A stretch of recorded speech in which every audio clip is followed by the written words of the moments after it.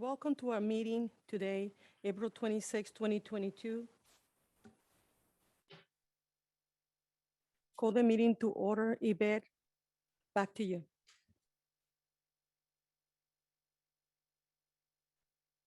President Cecilia Mendez, Present? Vice President Zulueta, Present. Clerk Rico, Present. Trustee Maria Mendez, Present. Trustee Avalar, Present. Trustee McBrien, Presente. Trustee Flores,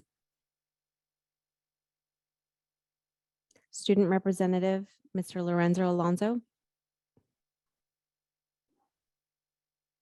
Thank you. Back to you, Madam President. Thank you, Ms. Yvette. Now we have item 1.3, or suggestions and comments from the community. And it's gonna be back to Christina. Thank you. Back to you, ma'am. Thank you, Madam President. We currently have one comment for closed session.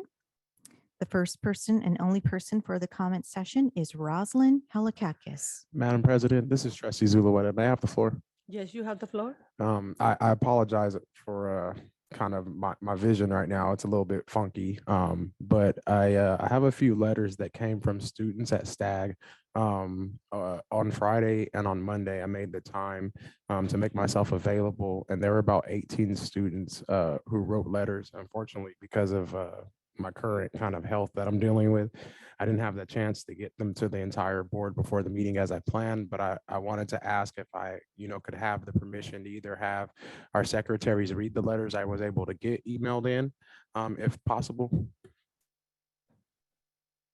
Yes, you can. So, but right now we have Mrs. One person in the front first. Thank you.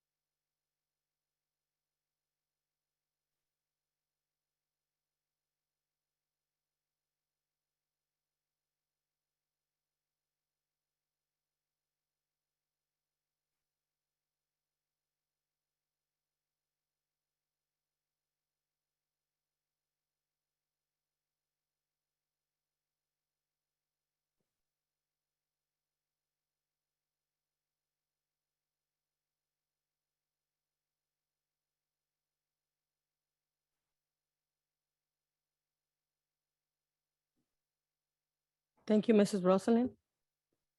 Did you send the emails, Vice President? Yes, ma'am. Miss Christina or Yvette, who's gonna be reading the letters? Vice President Zulueta, I have to send a request to gain access. I believe I may be able to read them from here, if that's okay. Yes, sir. Thank you. All right. All right, everyone, please give me a second and bear with me. No, take your Um, time. Take your time, Vice President.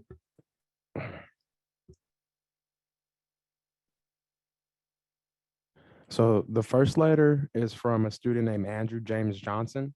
He's a senior at Stagg High School, and he is actually the first student that asked for us to come together or to provide support so that students could write letters. And so I really want to say thank you to him because he's, the one that brought this up in the first place. His letter starts with change. Hello, community members, Board of Trustees, and staff. My name is Andrew James Johnson. I'm a student at Stagg High School in Stockton, California. I'm here today to be a voice for my school and a voice for Alicia Reynaga. I'm going to talk about change. Stagg has had poor security for the last 3 years since I've been attending Stagg. I want to talk about the stuff we need, like updated cameras and higher fences around our school, such as the fences in the back by our tennis courts that are located by Rosemary Street. I would love for you all to see all of this and to help change our school to make the students feel safer. That's the main thing that we need here in Stockton, California. Thank you, Andrew Johnson.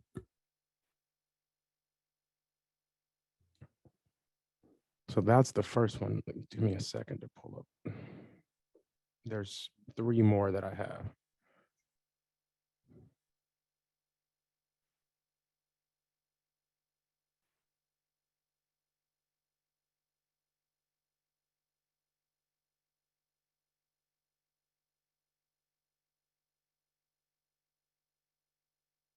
So what I can do is I'll read them at the end in public open comments. I'm not able to get into my email address from these computers. So I'll read them at open. Thank you. Thank you so much. Now we go into item 1.4, Student Board Representative Lorenzo Alonso, Stagg High School. Welcome back. The microphone is yours.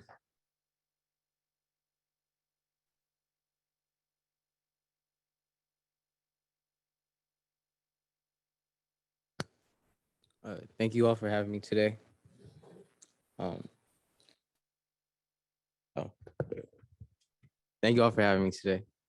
And on behalf of the Stagg High School community, I would like to offer our sincerest thank you to each and every member of the district and the Stockton community who offered their support and continue to offer their support during this most difficult time.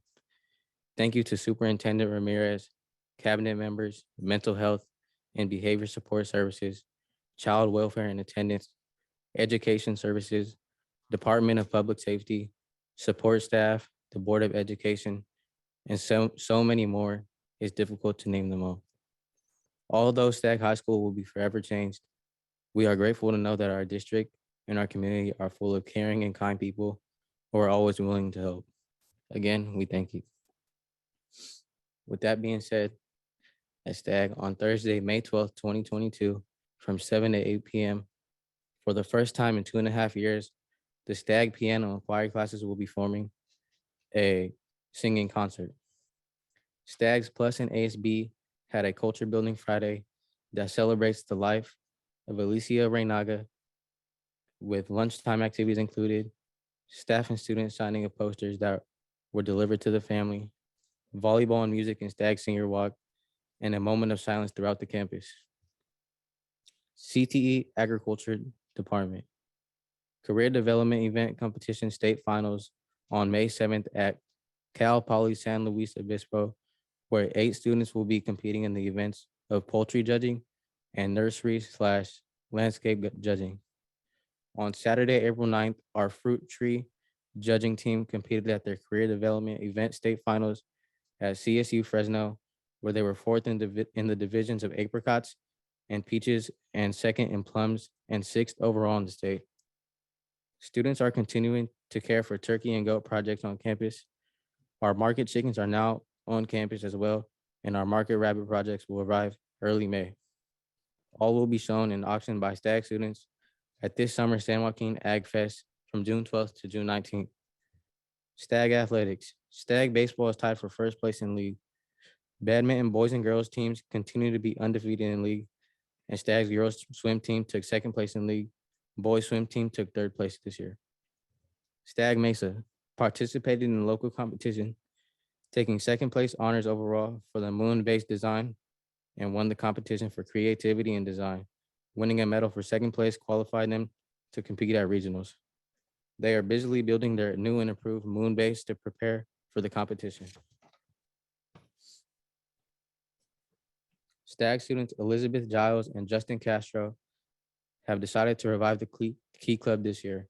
Key Clubs operate under a servant leadership philosophy.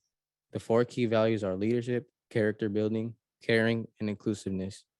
Key Club International, awarded for their efforts with the Division 27 South Club of the Month because of their animal shelter fund drive. They awarded Elizabeth Giles as a Key Club Area 27 South Member of the Month. Chavez High School put on a successful production of Every 15 Minutes, April 14th and 15th, to warn students about the dangers of drinking and driving. The CTE Building Trades Group put on a successful presentation on 4/19 for a large group of Chavez students. On May 5th, Chavez Plus is hosting incoming 8th grade plus students from our feeder schools. On May 6th, Chavez Plus is having their last science fair of the year. Chavez is in the running to possibly win the STEP mobile banking contest, and the winners will receive $50,000 for their school and free concert. The Chavez Music Department competed at Milpitas High School this last weekend and came home with 7 first-place trophies. Concert band received first place high school concert band with a rating of excellent and best overall high school concert band.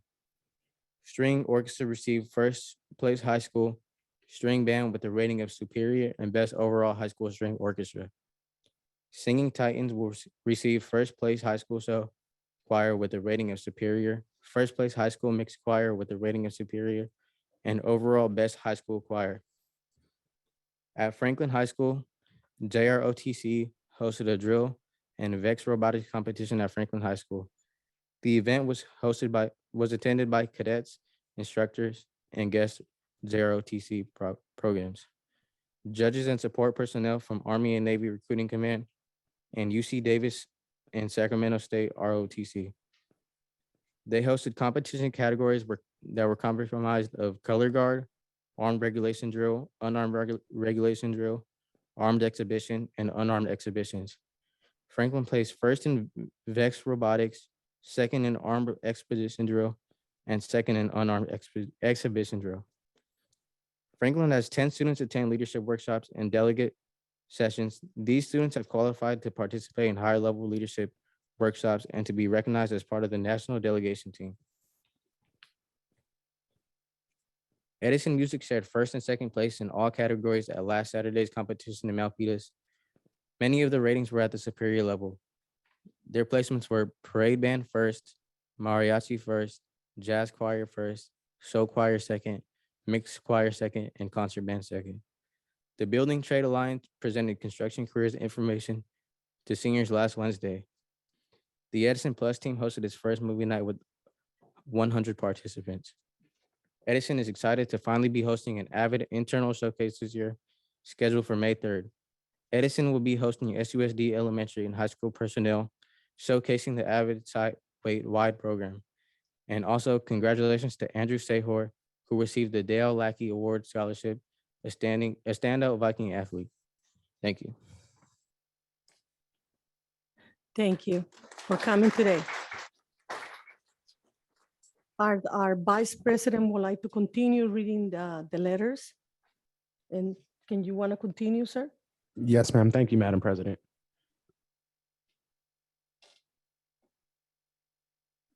Sorry, I got to sign in again.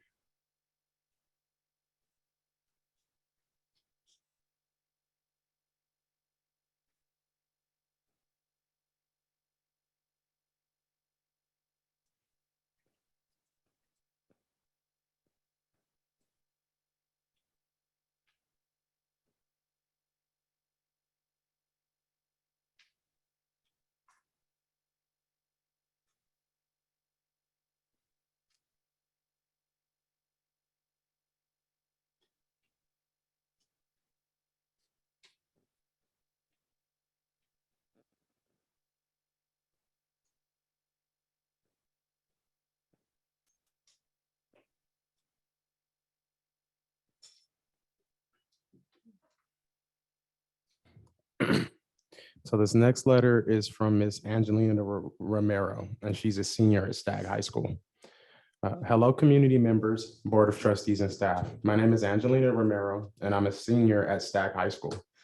Today, I'd like to talk about Alicia Lala Renaga and some changes our school could benefit from. Lala wasn't someone who went unnoticed. She brought things to the table, in and out of her sports. So now that she is gone, there is a loss. A lot of us students and teammates are scared and confused. Personally, I feel scared, not only at school anymore. The man who caused this tragic event was an intruder at our school. Why wouldn't something similar happen at my home or out in the open where I don't have people that are hired to protect me? The community wants to see change. Now that this tragedy has happened, there is a lot of people saying we could have done this. I'm not trying to point fingers or assign blame, but one of the many things our school can benefit from are better trained staff. There were a lot of people who were around when the incident took place. No one knew how to react, which is understandable, but we should have trained staff who do know what to do if something similar happens. Thank you for taking the time to hear our voices, and I hope you open your ears to other people's feelings, thoughts, and requests. Thank you. The next one is from a student named Malia Demas. And she is a junior at STAG. Hello, community members, Board of Trustees, and staff. My name is Malia Demas, and I am a junior at STAG High School. I'm here to speak on behalf of most of what students and teammates feel. I feel that a random person that had no business being here on campus with no struggle to get in is unacceptable. My parents and I should feel safe with me coming here to school. What happened to Lala should never have happened. I noticed I am very traumatized when the alarm goes off for a lockdown. I completely shut off. I cried because that same day of the incident, they rang the same sound, and it brings back all of those emotions. I will never recover from what happened. The rest of my high school career, I will never not feel the way I have felt this past week. When I see more security and staff, it makes me feel very upset and disappointed that it takes a death at a school for us to have better security. Our district really has to put an end to all of this. We need change immediately. We are doing this for Lala forever and always. Thank you for your time. Sincerely, Malia Demas.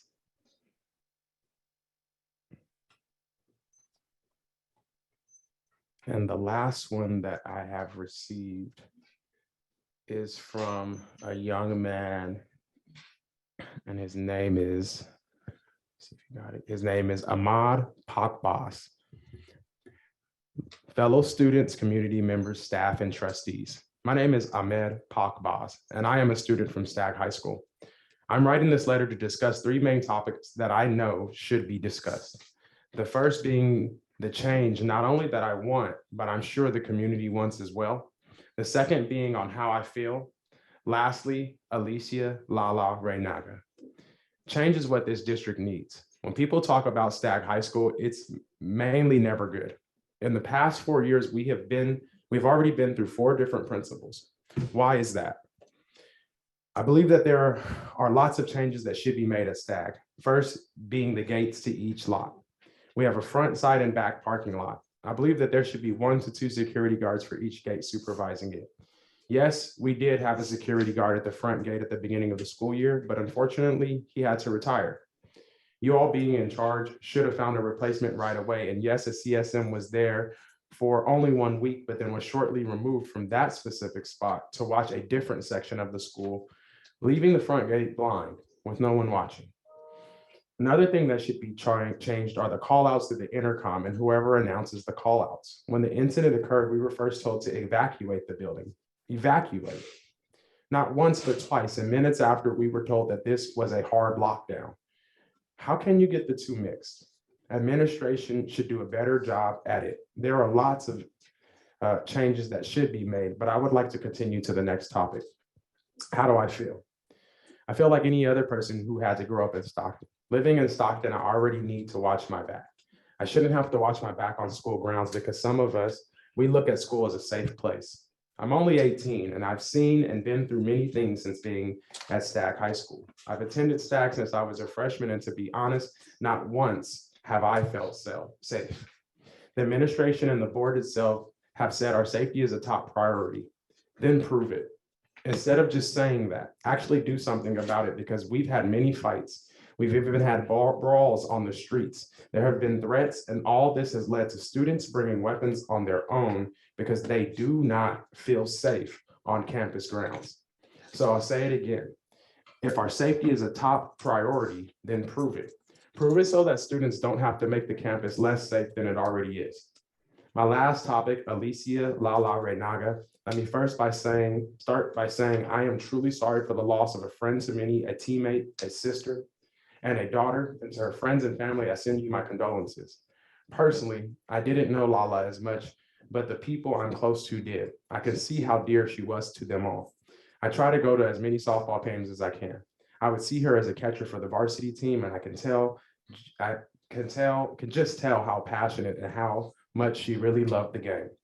Not only that, I saw how she would always put a smile on lots of people's faces. She was a bright soul with a warm heart. It's people like Lala that we truly need more of in this world. I really hope that there starts to be actual changes. Thank you for your time and for your undivided attention. Ahmed Pakbaz. Thank you, Madam President. Thank you, Vice President Solera. Now we're gonna go back to 1.4, and we have the Stockton High School Principal, Marianne Santella, Principal. Thank you, ma'am, and the microphone is yours. Thank you.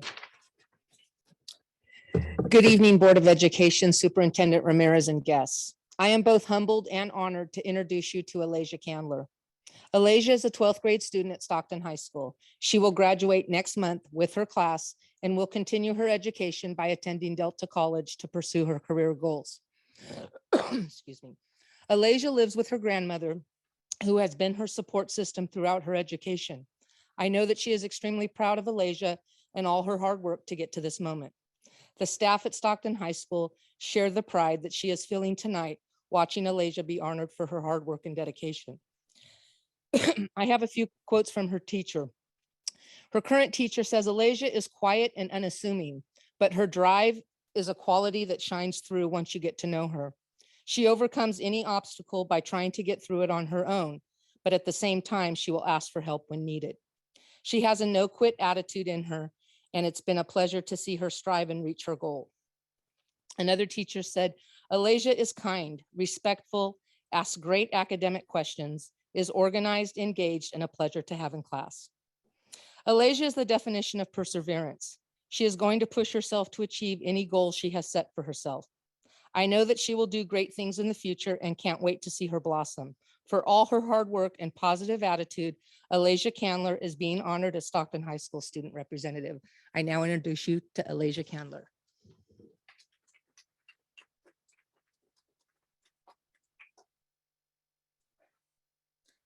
Hello, esteemed Board of Trustees, Superintendent Ramirez, Principal Stella, and community members. My name is Alasia Candler. I'm the student representative from Stockton High School. I'd like to tell you about me and my school.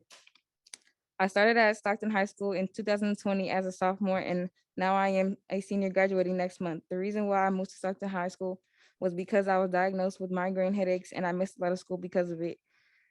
So it was hard for me to keep my grades up. What I like about Stockton High is the environment. It's not a lot of people and less distractions, so I am able to focus on my work. I adapted to the school immediately due to the fact that I am an independent learner. After graduation, I plan to attend Delta College and focus my studies on becoming a nurse or X-ray technician. I am thankful I found Stockton High School, and I am graduating next month to pursue my goals. Thank you. Madam President, may I have the floor, please? Yes. Thank you. Ms. Candler, I am very proud that you represent Stockton High School, which I'm the representative for your school from the board. And I am extremely happy that you actually met your goals and you achieved your goals. And I would like to say good luck on your endeavors. And whenever you achieve your goals, add more goals to that list. And right now, I would like to present you a certificate on behalf of the Board of Education of Stockton Unified School District. I would like to have a picture with you, Ms. Antella, even including your mom and your sibling that is here. Thank you. May I address Yes, you can. Ms. Alasia? Oh, Ms. Alasia, I just want to tell you that Stockton High used to formerly be called Model Alternative. I am a former student of Model Alternative. So where you are today look at me, and this is where you could be tomorrow. So never, ever give up on your dreams or your goals, and you study hard everywhere you go, and never let anything stop you. And I'm very proud to see you there today. Thank you. Thank you.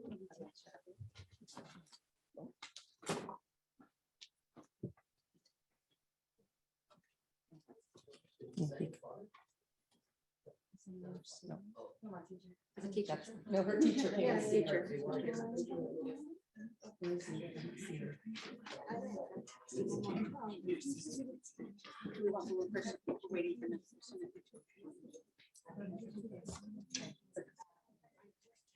We'll take one while we're waiting. One, two, three. And I'm gonna take it. I have to take both. Take another one. while we're waiting. Oh, okay.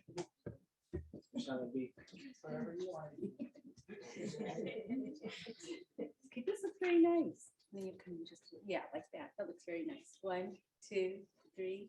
One more time. And then one more with this one. You never know.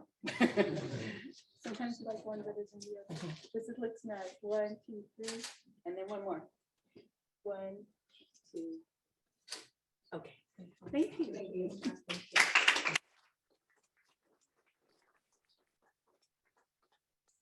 Thank you. 1.6, we don't have anything. Oh, sorry. 1.6, we announces board will consider in closed session, and they're gonna be listed by our Vice President, Remo Solera. Back to you, sir. Thank you, Madam President. This evening for closed session, the items that we will take into consideration are 2.1, public employee appointment, certificated leave of absence, resignation, retirement appointment. 2.2, public employee appointment classified, leave of absence, resignation, retirement, rescind employment offer appointment. 2.3, conference with labor negotiator. 2.4, public employee discipline dismissal release. 2.5, conference with legal counsel, anticipated litigation. 2.6, conference with legal counsel, anticipated litigation. 2.7, conference with legal counsel, existing litigation. And 2.8, student expulsions. Back to you, Madam President. Thank you, Vice President Solera. And now we're gonna go to 1.7 recess to close session. Back to you, Christina and Yvette. Thank you. Thank you, Madam President. The board will now recess to closed session. Upon return from closed session, all microphones will remain muted until the board president reconvenes to open session. Thank you.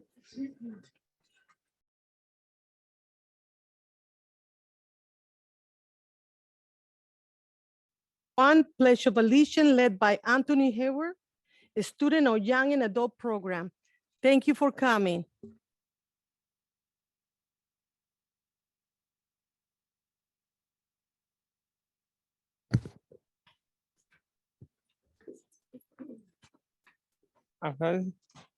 Wait, is it on?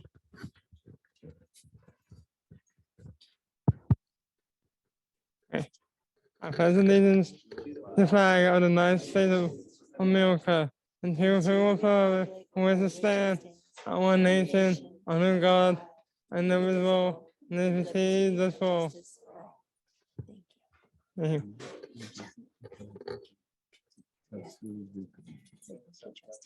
Thank you. Thank you, students. Can you Thank you, please Trustee play? Rico.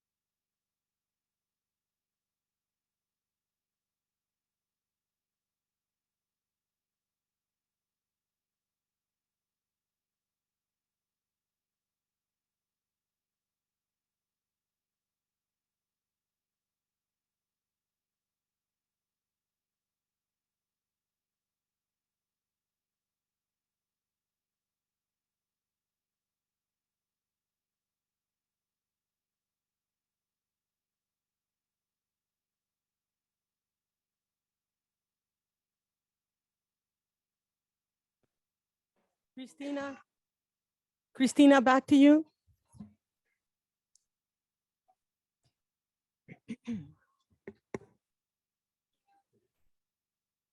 We're gonna have to, there's the student, can the student please take a picture with our board member, Scott Bryan, before he leaves? He's going over there. Mr. Scott Bryan?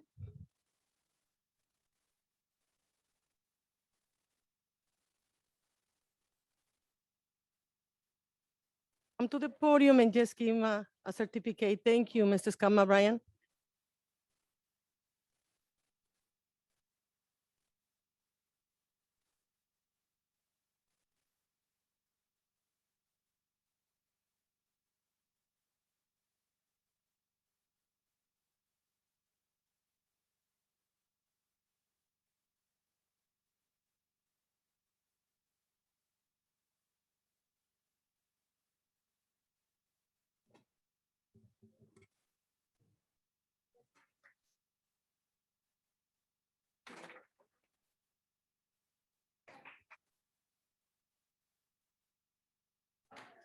Thank you so much for coming.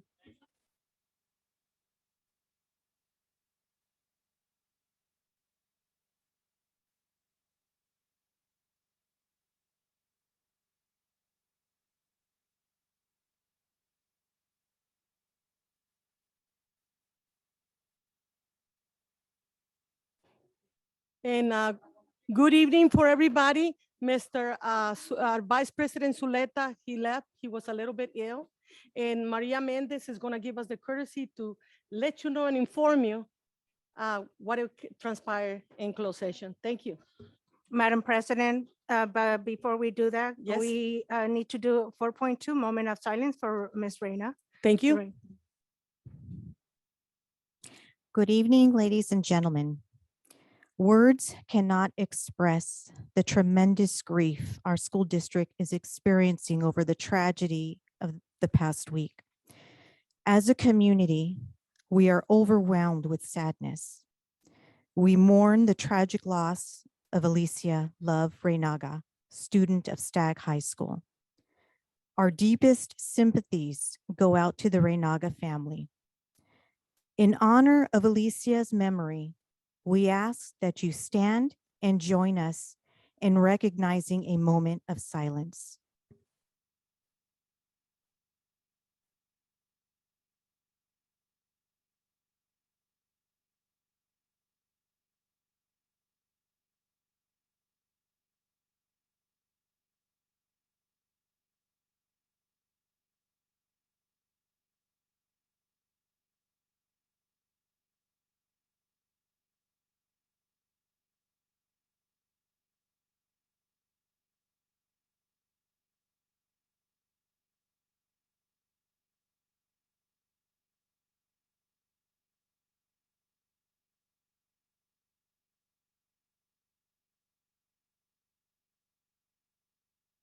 Thank you. Back to you, Madam President. Thank you, Ms. Christina.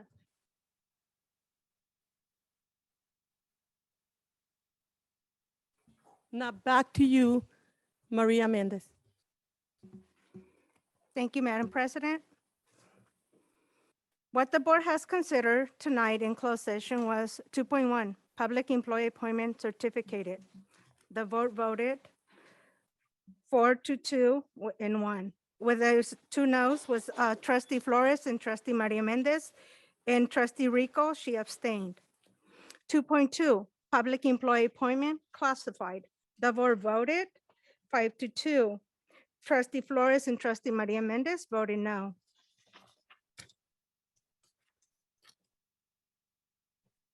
2.4, public employee discipline dismissal and release. We had first case. Is to approve the last chance agreement with a classified employee. The board voted 6-0 with trustee Flores abstaining.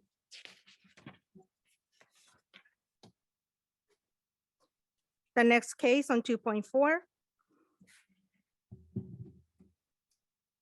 The motion was to release the certificated administrators, which it was the resolution number 21-45.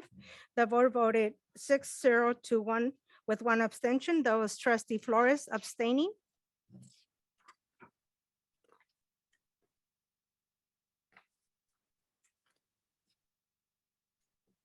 Two point seven, conference with legal counsel, assisted litigation, subsection -1, government code section 549, 56.9. With this case, the board voted to ratify district responding to the lawsuit in the Delgado case. The board voted 6-0 with 1 absent. It was Vice President Zulueta. That is all there is to report for tonight's decisions from the closed session from the board. Back to you, Madam President. Thank you, Maria Mendez. Now we have 4.4, approval of the agenda. And Christina will be reading the.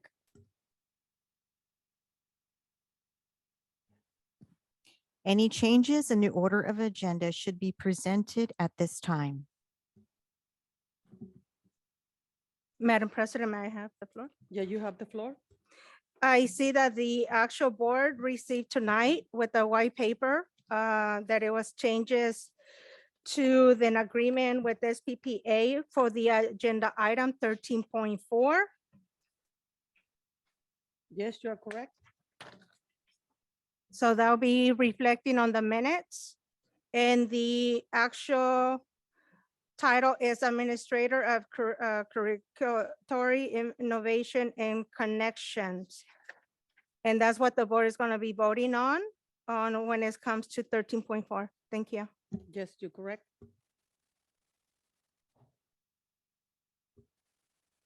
Thank you. 5.1, oral suggestions and comments from the community.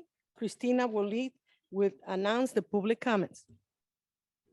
Thank you, Madam President. We currently have 11 comments for open session. The first public comment would be from Rosalind Halakakis.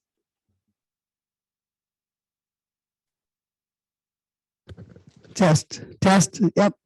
Got to make sure all of you hear me tonight. Ready. I will be talking about item 6.37. Good evening, school board members. My name is Rosalind Halakakis, and I am still proud to be a teacher at Stagg High School. I come to you tonight to speak on action item 6.37. All of you expect us to follow all ed codes, which we do. According to ed code 41372, you must spend at a minimum 55% of expenses on salaries and benefits for classroom teachers and aides. Currently, you are spending 53.6%. That is why our superintendent is asking you to approve this waiver. There are many things I can say, but my time is limited. So I will just say, this is wrong. The lack of respect to teachers is unbelievable, surreal, and asinine. It is your responsibility to attract and retain highly qualified teachers. In the world we live in today, teachers are becoming scarce. I urge each of you, and Zulette, if you were here, I'd be pointing at you too, to vote no on this action item 6.37. Until next time, Stag Pride inside. Thank you.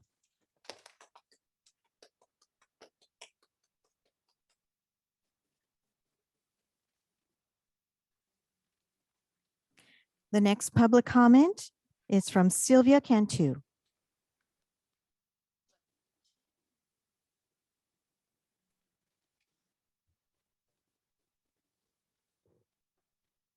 Yeah, hello. I'm speaking again, 6.37. My question is, what is this board doing to retain teachers?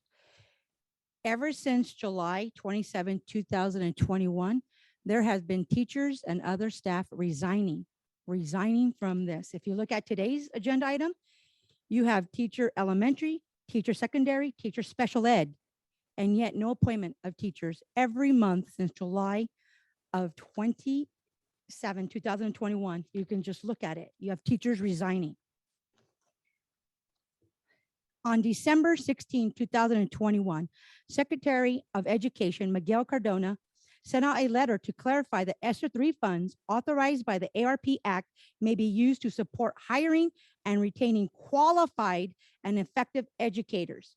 This letter describes 4 evidence-based and promised short and long-term strategies for addressing teacher and staff shortages that can be funded through ESSER funds.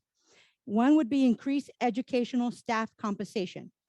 Short-term would be retention bonuses. Long-term, increase wages. You may use American Rescue Plan funds and other federal resources to address teacher shortages. I have a minute and 39 seconds. All I keep seeing from this board is that you're using ESSER funds for management. If this was so a hardship, why haven't you passed a resolution to get rid of the people that you funded for ESSER funds, since it's going to be, there is no plan. So to me, there is no hardship. If you keep hiring management from ESSER funds, I don't want to hear. And you're hiring people with ESSER funds that don't even have any qualifications. So how are you going to tell me, because I'm a teacher and I make so much money? You're lucky that I came to choose to work. I was born and raised in Lodi. I came to work and Stockton Unified because it was a challenge and I love it. I've been here for 31 years, but it saddens me to see every time I look at an agenda that teachers are leaving. Why? Like Rosalind said, they don't feel respected. We don't. Look at this right now. You don't come back until 7:30. I thought the meeting started at 5 o'clock. We used to have a 6 o'clock and a 7 o'clock. Anytime. Those poor kids were waiting. So my point is, let's think about teachers. I don't care if we make a lot of money. We're the ones that are teaching the kids. We are. That's my point. And we have to deal with a lot of stuff. So please think about this. And if it's really, talk to the people in Sacramento. Maybe they can help the superintendent or the CFO and wonder how they're doing it with their ESSER funds and supporting their teachers after they had to go on strike and say that if they could do it, then you guys can do it. Because I would hate for it to get there. I got 17 seconds. So once again, let's think about the teachers for once. Thank you very much. Thank you.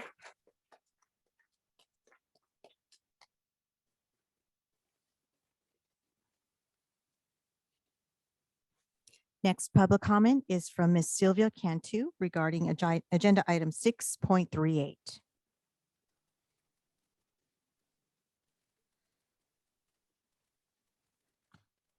Okay, I see that you're passed this out.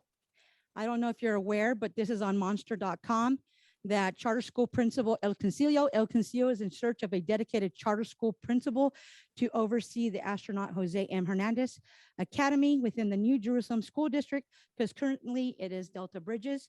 They met on April 5th. They had a Zoom meeting.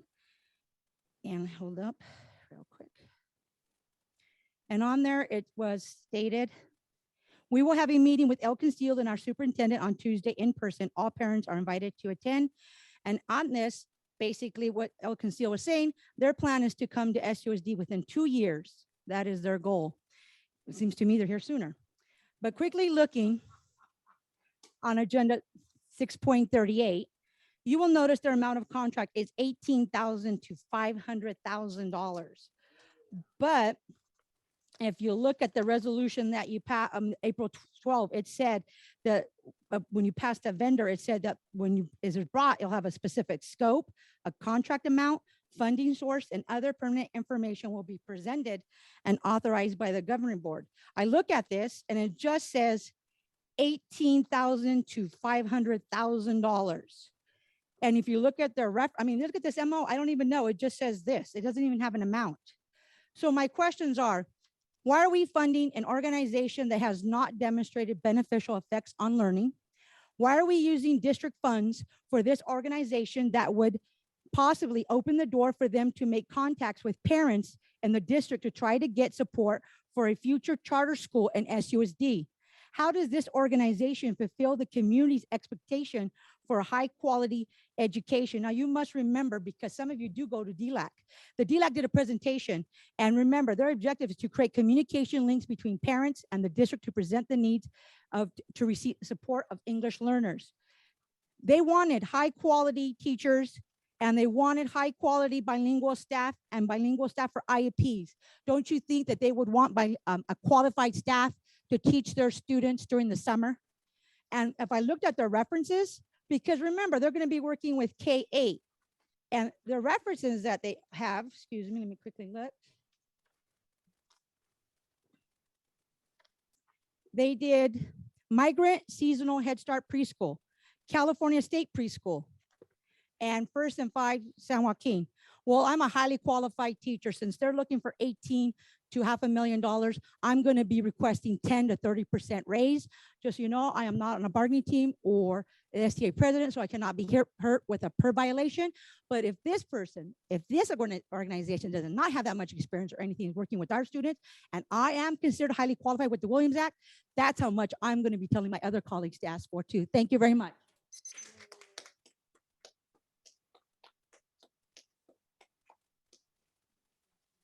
Thank you. Next public comment is from Felice Bryson.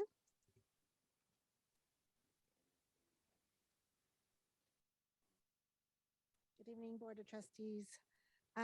Tonight, my first item I'm going to talk about is 6.37 and correlating it with 7.4. So Schools and Services of California and SUSD's health benefits consultant, Newfront, has stated public schools should be investing 80 to 90% of their school budget to salaries and benefits. This waiver states, as we've all been saying, that we are at 53.6%. Our financial analysis confirms this as well, despite the fact during one of the meetings with other bargaining units regarding health benefits, I specifically asked Mr. Battle, aren't we below 60 some odd percent? Aren't we in the 50s? The answer was no. Oh, we're much higher than that. But now we see this waiver coming through, verifying what we've been saying, that you all are paying us, the salaries and benefits are way below what they should be, even the people that you contact, what they should be.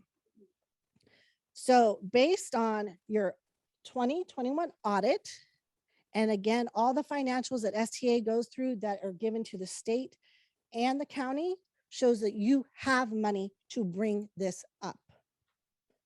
So that is all for 6.37. Thank you. Thank you.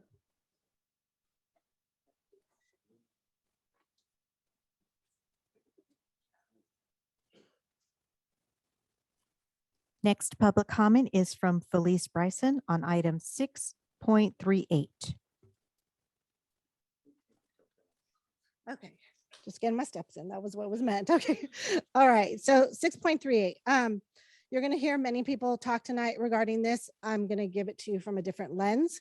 So looking over what is presented, there's a lot of items on that list that would be STA bargaining unit work.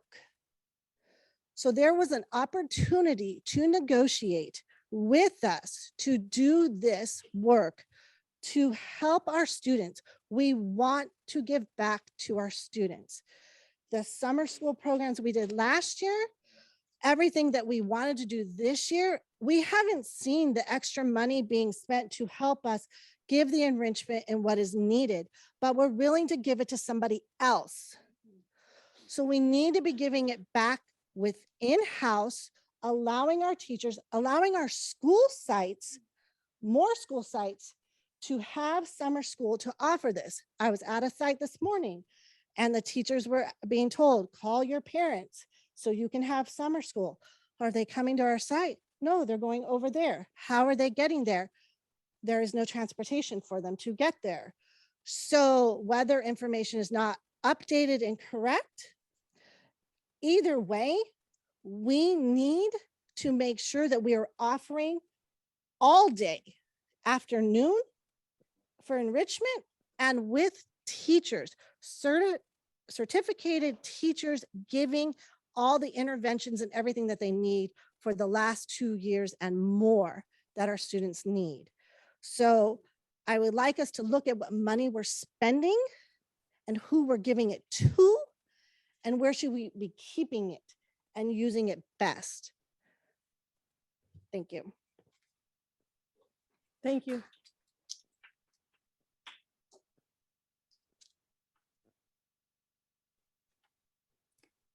Next open session comment will be from Deborah Polk.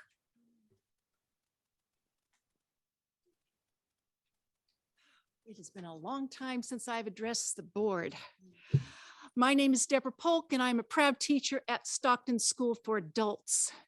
And I was shocked and appalled to see the information on consent item 6.37 this afternoon. This is not where I thought I would be this evening. This consent item is a slap in the face to every teacher in this district. It is especially a slap in the face to those teachers at STAG, those brave, dedicated teachers at STAG.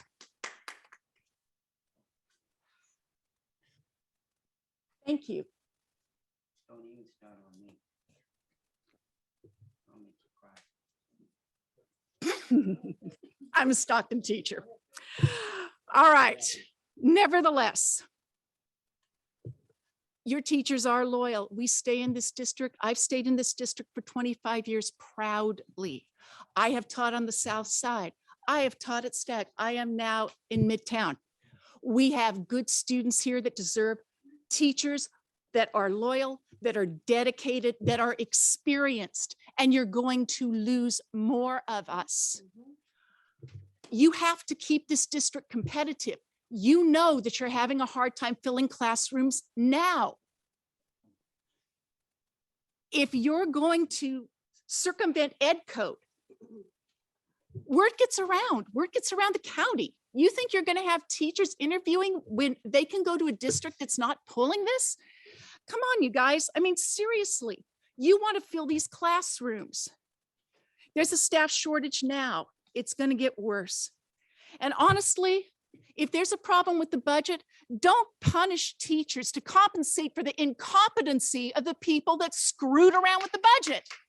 We didn't do it. We adapted during COVID. We worked with you guys. We worked with you to bring the best education we could to these students. We do not deserve this kind of treatment. Do not use STA members to balance the budget. Don't put it on our backs. If you need to find places to cut, maybe it's time to cut the consultants. This is the first agenda that I've seen in a long time that did not have an agenda item with consultants on it. You have qualified staff that can do their jobs. Let us. Again, this district needs to be competitive so that we can bring the best education to our students that we can. Please don't get in our way. We have families of our own. Some of them are in Stockton Unified. Some of them are our students as well. Please don't make it harder on your staff. Thank you.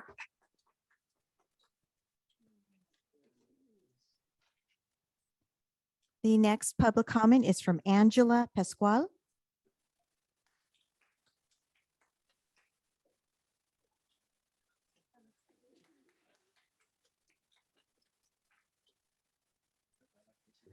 Hello, Mr. Ramirez, distinguished trustees. My name is Angela Pascual, and I am here to speak to the point in opposition to 6.38. I was raised that you take care of home first. You take care of home first. As I was going through the agenda, I clicked open the MOU because I don't want to speak from an uninformed position. I was taken back by the list of things that El Concilio is asking us to pay for 303 Olympic Circle. We want to pay for they've asked us to pay for their basketball floor, for their electrical wiring, for their computers. The list goes on. Now I'm all for enrichment for kids and putting those enrichments within reach of kids in neighborhoods. But we should take care of home first. When the federal government sent us that ESSER money, it was to take care of home first. We should not be retrofitting renovating, upgrading any facilities that we do not hold the deed to. So I didn't want to come in here and speak from an uninformed position. So I reached out to people to see, did we hold the deed to that property? Because maybe we did. They said, no, you do not. Stockton Unified does not own that. We have a one-time opportunity to increase not only the foundational educational opportunities for our kids, but also the enrichment.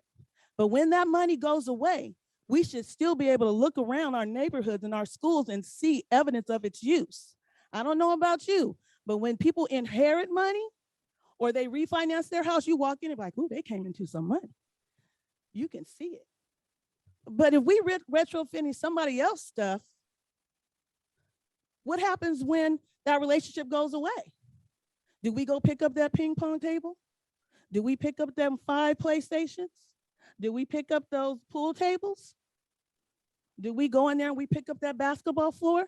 We need to take care of home first. We have facilities where we can be creative and implement these programs to provide our students access. You can, if you want, I believe in field trips for Realia. Go down to Elk Grove Unified and see how they use their own facilities to do these things. They don't go fix up somebody else's houses. We may not have an opportunity to access this level of funding. Take care of home first. You can do it. Teachers are willing to help you brainstorm how we can get it done. 303 Olympic Circle does not belong to us.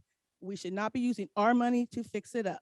I beg you to reconsider and pull that item and go back to the table with your teachers, with your community, and come up with a sustainable situation. Thank you.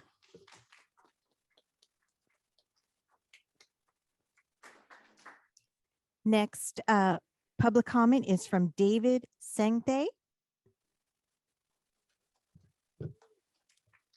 Hi, everyone. Y'all hear me? Let me first say good evening to everybody attending tonight's meeting, Superintendent Ramirez, trustees, and distinguished guests. My name is David Sengtai. I'm a 17-year-old senior at Stockton Early College Academy, and I'll be attending Stanford University this fall. So I just want to say that the fact that I'm attending Stanford is a result of teaching. It's a result of teachers and the fact that they've believed in me the past 17 years of my life. And I believe that it is a slap in the face when you're not being paid the right amount. When the San Joaquin County Board of Ed says 55%, give them 55%. We should not be asking to vote on waivers to say, hey, we didn't pay you guys enough. So sorry, can we just not pay you guys? It's just a slap in the face to the teachers who work tirelessly, working until 8 at night, being here, telling you guys, hey, we do not want this to happen. So I'm just reiterating on the behalf of the teachers that no on 6.37.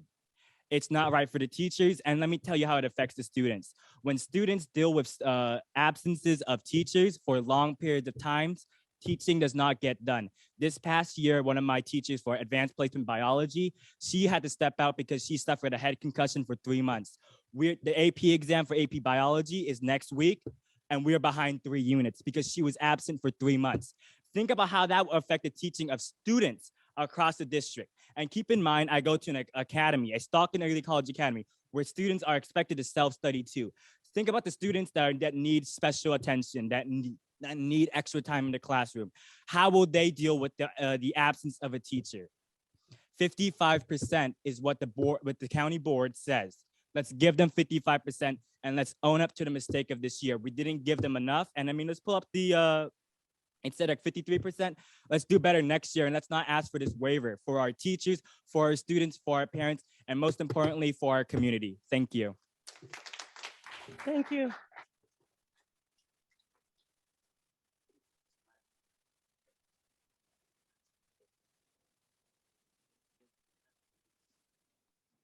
Next comment is from Mr. David Sengte on item 6.38. I'm not going to introduce myself because I'm the same person, obviously, so you can start the time. That's not 3 minutes, though. Real quick, let's get the 3 minutes on the clock. I know my rights, y'all. Don't blame me. So real quick, let's get some facts out there. When El Concilio did the RFP, and I'm pointing to you, Mr. Jose Ramirez, you're the CEO of El Concilio. It's nice seeing you here.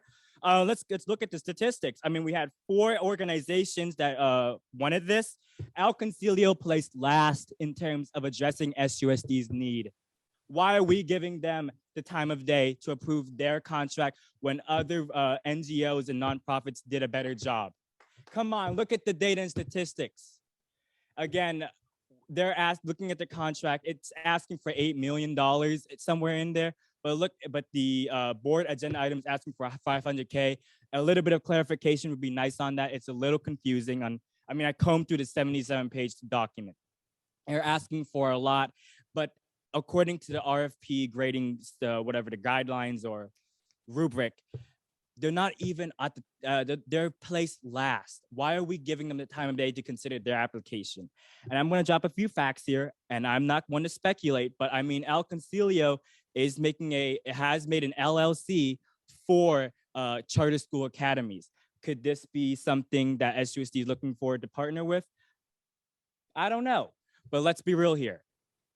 SUSD has this track record of working with organizations like these, and it begs the question, why are we working with an organization that the rubric says they're performing less well compared to other NGOs and other nonprofits? Why are we considering theirs first?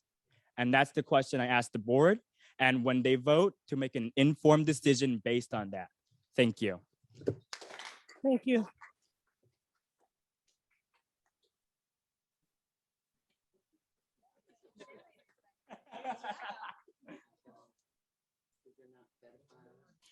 Next public comment is from Jerry Gonzalez.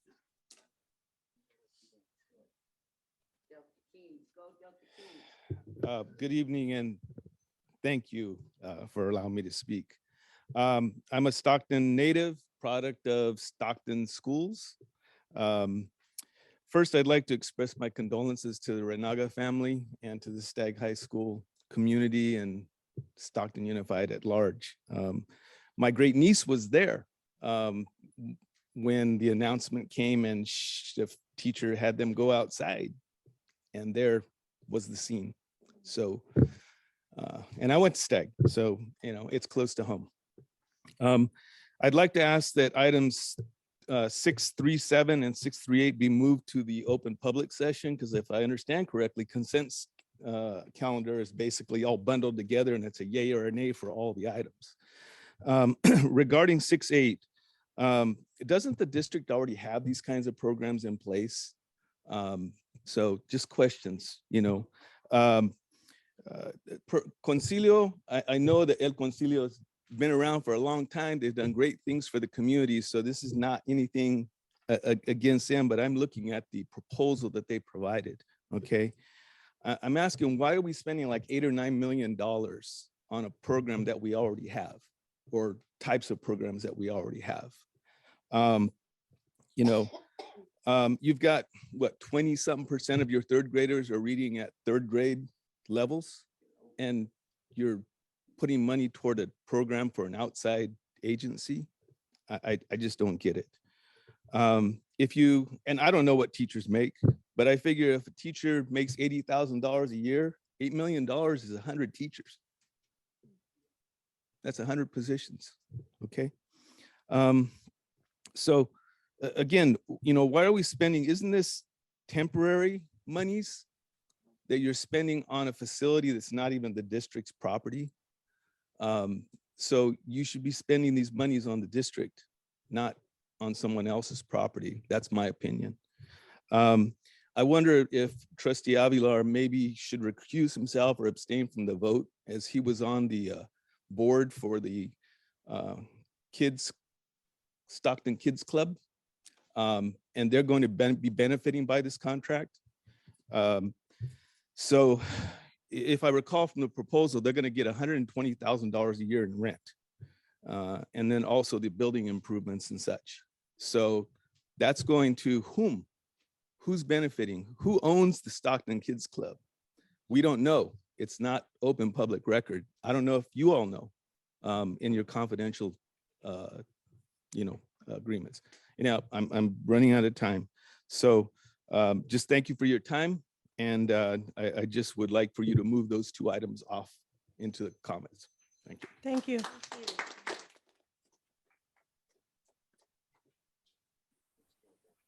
Our last open session comment is from Gina Hall.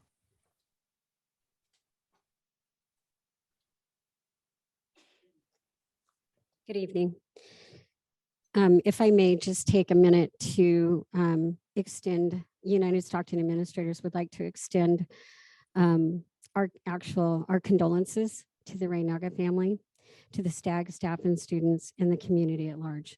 I would like to extend my thanks to the board, the superintendent, the cabinet, the counselors, and the mental health professionals of SUSD who stepped in to provide services for our students and staff. I would like to move on to 6.38. Stockton Unified School District currently has after-school programs that provide tutoring and enrichment activities. For many years, we have requested to be able to access more seats or provide our students who are not academically struggling with enrichment activities after school. SUSD has several facilities that could expand these programs. We can hire our own staff to provide the services. We do not need to hire El Concilio to provide the services at an off-campus site. We currently partner with other agencies for after-school programs, but we are not paying the direct cost of their centralized employees. Many things on this itemized list are the cost of doing business. In light of the needs for staffing brought forward in 6.37 and the safety and security needs requested by our own students tonight, we need to remember the fiscal uncertainties being brought up with budgeting regularly. I urge you to pull 6.38 from the agenda to reconsider this item. And if we are being fiscally responsible with these funds, several of us are questioning the exact amount of the contract, what we are actually paying for, and what services students will actually be receiving. Please look for a better, more affordable way to provide needed direct, and I do want to emphasize the word direct, students services. Thank you. Thank you.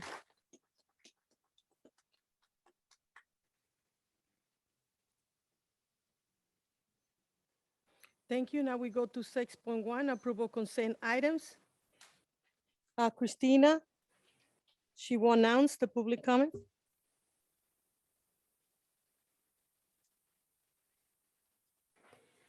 Do any trustees have any item they would like removed for separate consideration as an action item? After any item is removed for separate consideration, there will be a vote on the consent items without any discussion. Back to you, Madam President. Scott McBride. Madam President, Mrs. Kama Bryan, I move to pull out of consent and to an action vote item 6.37 and item 6.38. I second that. thank you. We have a first and a second. Maria Mendez. that's what I was gonna state. Thank you. Okay, thank you.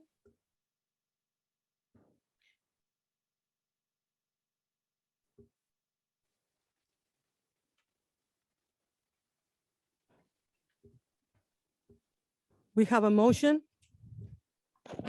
President Mendez, Yes. excuse me for interrupting. That does not require a motion that any trustee can remove items from consent. And that's been done. Oh, was that, I'm sorry, that was a motion to approve the remainder of the consent calendar? Yes, it is. sir. Yeah, thank you. Apologize. I will need a second. Trustee Rico, second.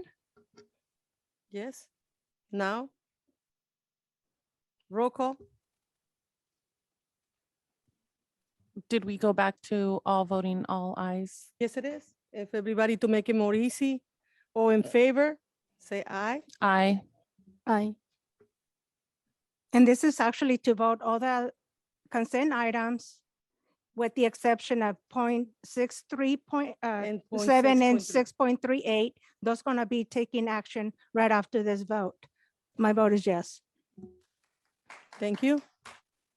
Now we're gonna be voting, and this one is to pull it to action.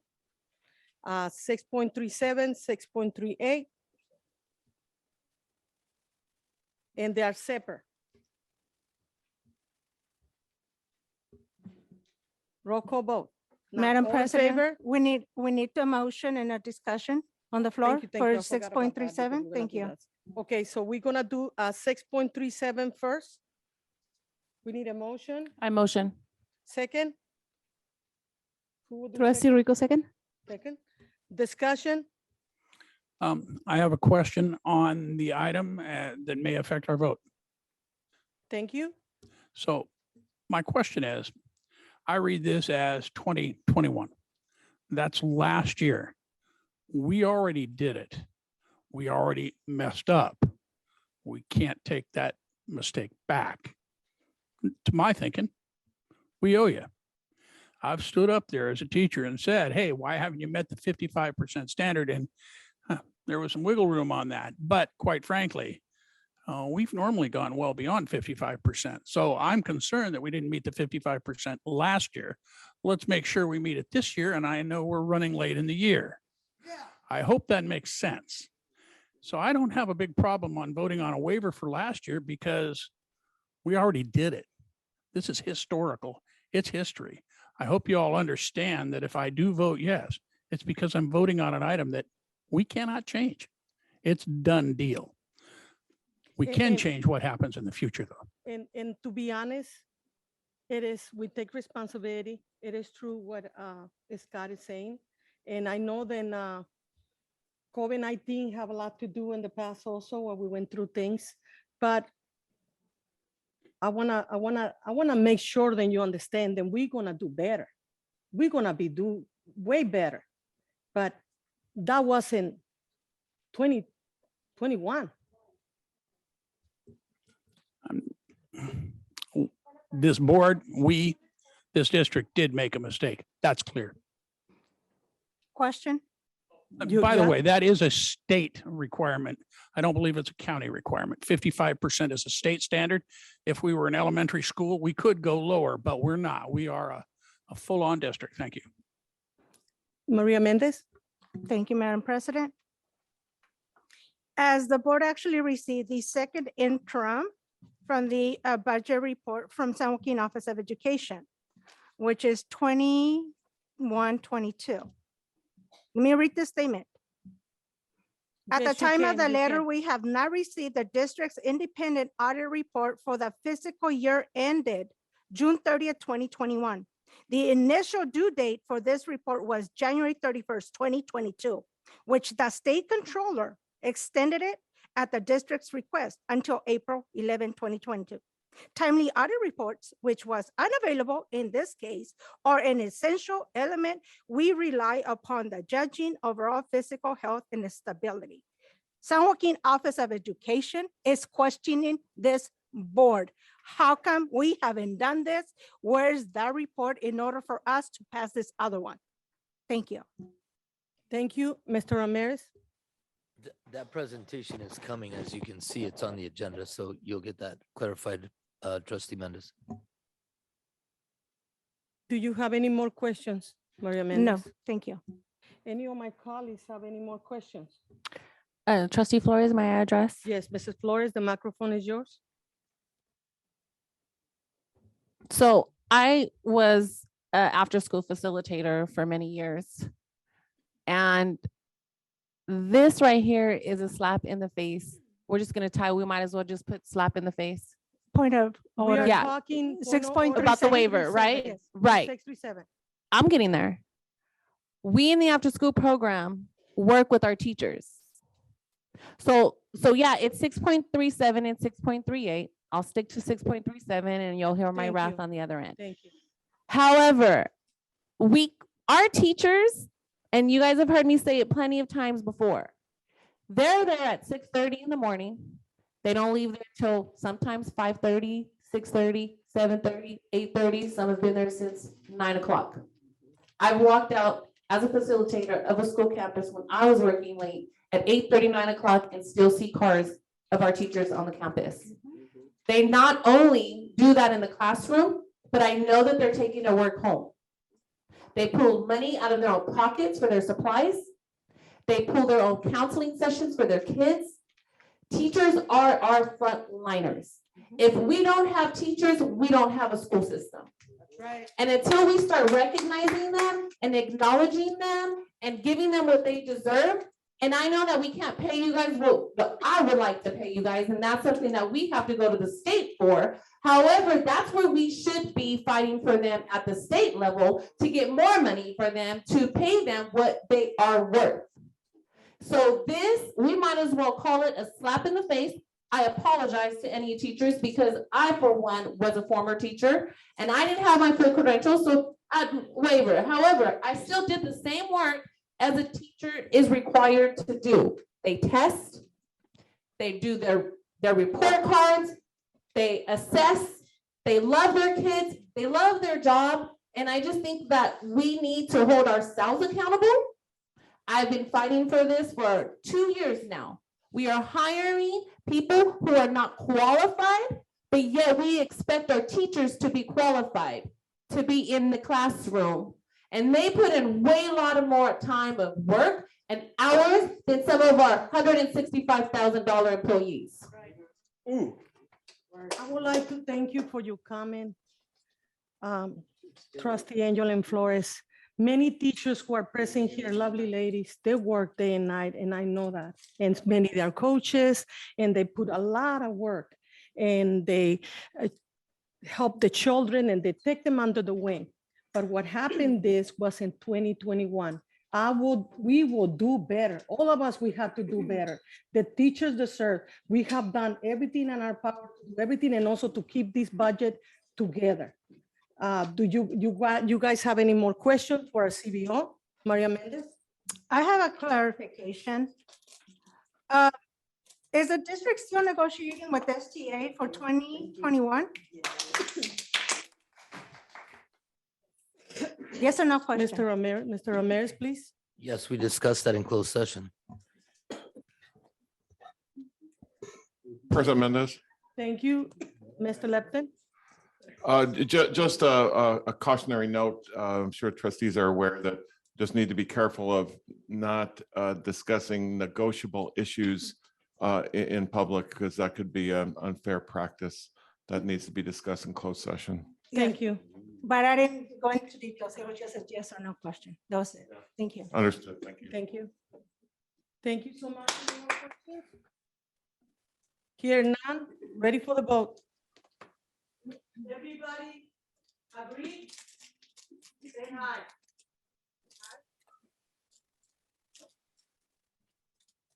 Can we clarify what are we voting on? Because I got confused already, I'm sorry. Thank you. Mrs. Alicia Rico, we are voting about the item, then they requested 6.37, then it's the waiver. What happened in 2021? Thank you. Everybody in favor, say hi.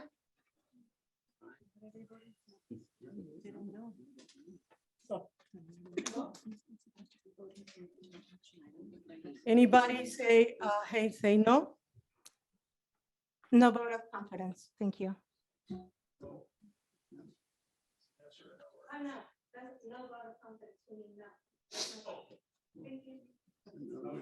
Abstain? What is the vote count, please?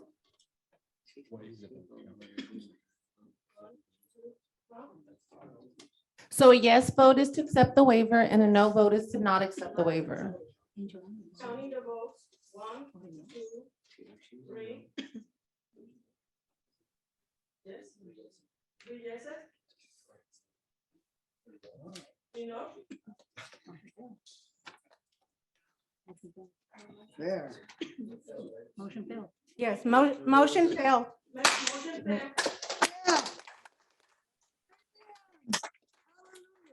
Thank you. Now To we be, go I'm to- sorry to interrupt you, but my body was on, okay? So make sure. But Mr. Rico voting now. So motion fail. No. 6.38. We have a first and a second. Who's gonna do, discuss, who's gonna do first? Motion first and second, so we can put in that discussion. I'll move. First Scott McBride. and second. Scott McBride. I would like to motion to pull this completely, if that's allowable. We already have a first and a second, and we have it for discussion. And that's what we agreed the first time. So let's have it for discussion. I would definitely like to speak, may I? I think, yeah, you will. This is another slap in the face to our after-school facilitators. Facilitators are there they, for one, are the teacher, they are the counselor, they are the custodian, they are the principal, they are the mediator, they are security, they are everything all in one. All in one. They take care of the school after school. We as facilitators, and I'm going to go back to what we were required to do. We have to make sure that the staff on site has their fingerprint background done. We have to make sure they have enough credits on file to be academically set to work with our kids. We have to make sure that they're trained before they even get to us, and then we have to retrain them. I just want to know what background does El Concilio have? And I love family. I have family that work at El Concilio. They do amazing things. And my family and friends who work there, love them. This is nothing personal against them. This is totally about our students. Now, I sat in a room as a facilitator when we were speaking to a Boys and Girls Club executive director. And we were explaining to them that we were concerned because the staff that they were hiring were not fit to work with our kids. They were not meeting those requirements to ensure safety of our kids. Now, this executive director, in front of a whole facilitator group, said, I'm going to keep those who are loyal to me. After that, that executive director lost a lot of respect, and we had no more trust in that person who was running that. Not to mention that the person who was running the Boys and Girls Club at that time was caught embezzling money. Now, it is at the same school site, at the same building at 303 Olympic Circle, who is now trying to get the same contract behind the scenes. So as a facilitator, that is a big slap in the face when I've been trying to get you guys to negotiate more hours and more pay for them a long time ago. And I'm always met with, we need union representation to bring that to the table. But see, this is the thing about after-school facilitators. We don't get to come to these meetings. Why? Because we're after school. We are stuck at school taking care of our students after school. So we don't get to come here. We are one of the biggest 318 member organizations of the union as a 318 after-school facilitator. And the facilitators get no respect and no appreciation for what they do. But yet we do so much and we carry on so much for half the pay, but they do it because they love the kids and they love what they do. On top of that, I was just informed, did we receive a cease and desist on this position from the union? Excuse me, Trustee Flores, you've Trustee reached Flores, your you 3-minute limit. Please. I still asked that question in the last second. So did we receive a cease and desist from any union regarding this position or this contract? Mr. Ramirez? We have a meeting set up for tomorrow on the request. I've met with a couple other bargaining units today, so it's part of our process. Thank you. Now, Mrs. Flores, I'm pretty shocked when you say an address because that's not nothing in this here what Concilio is bringing to us. It's nothing about an address or building or who's behind. It's nothing in here in my paperwork. In my paperwork, it's not here. Can you? We, in 6.37, it's on the paperwork for 6.37, correct? Same building as the old Boys and Girls Club. So like I said, it's a combination of both. El Concilio's got its hands in both contract, in this contract anyway. So it's still there. Look it up. Do your research, President Mendez. Oh, that's just laughing in the face. As an after-school facilitator, a Boys and Girls Club was existed then. Page 1. It's a 6.38 and it's on the attachment.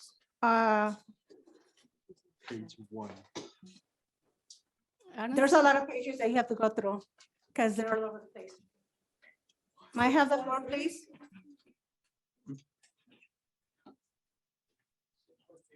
This is the RFP. 6.38. Maria Mendez, you can speak. Thank you. This, if this board passes this agenda item tonight, is saying union busting to 8 bargaining units. Because facilitators, I was one for 8 years. I also ran the summer program. That's why the district created after-school program facilitators. And we ran the summer programs as well with those kids right after tutoring during the summer. Are we union busting? Are we eliminating facilitators? Are we already telling the community in our unions that we're cutting positions so we can do balance our budget? I'm just putting it out there like it's clear, because to me, I took an oath and I'm here to serve and protect.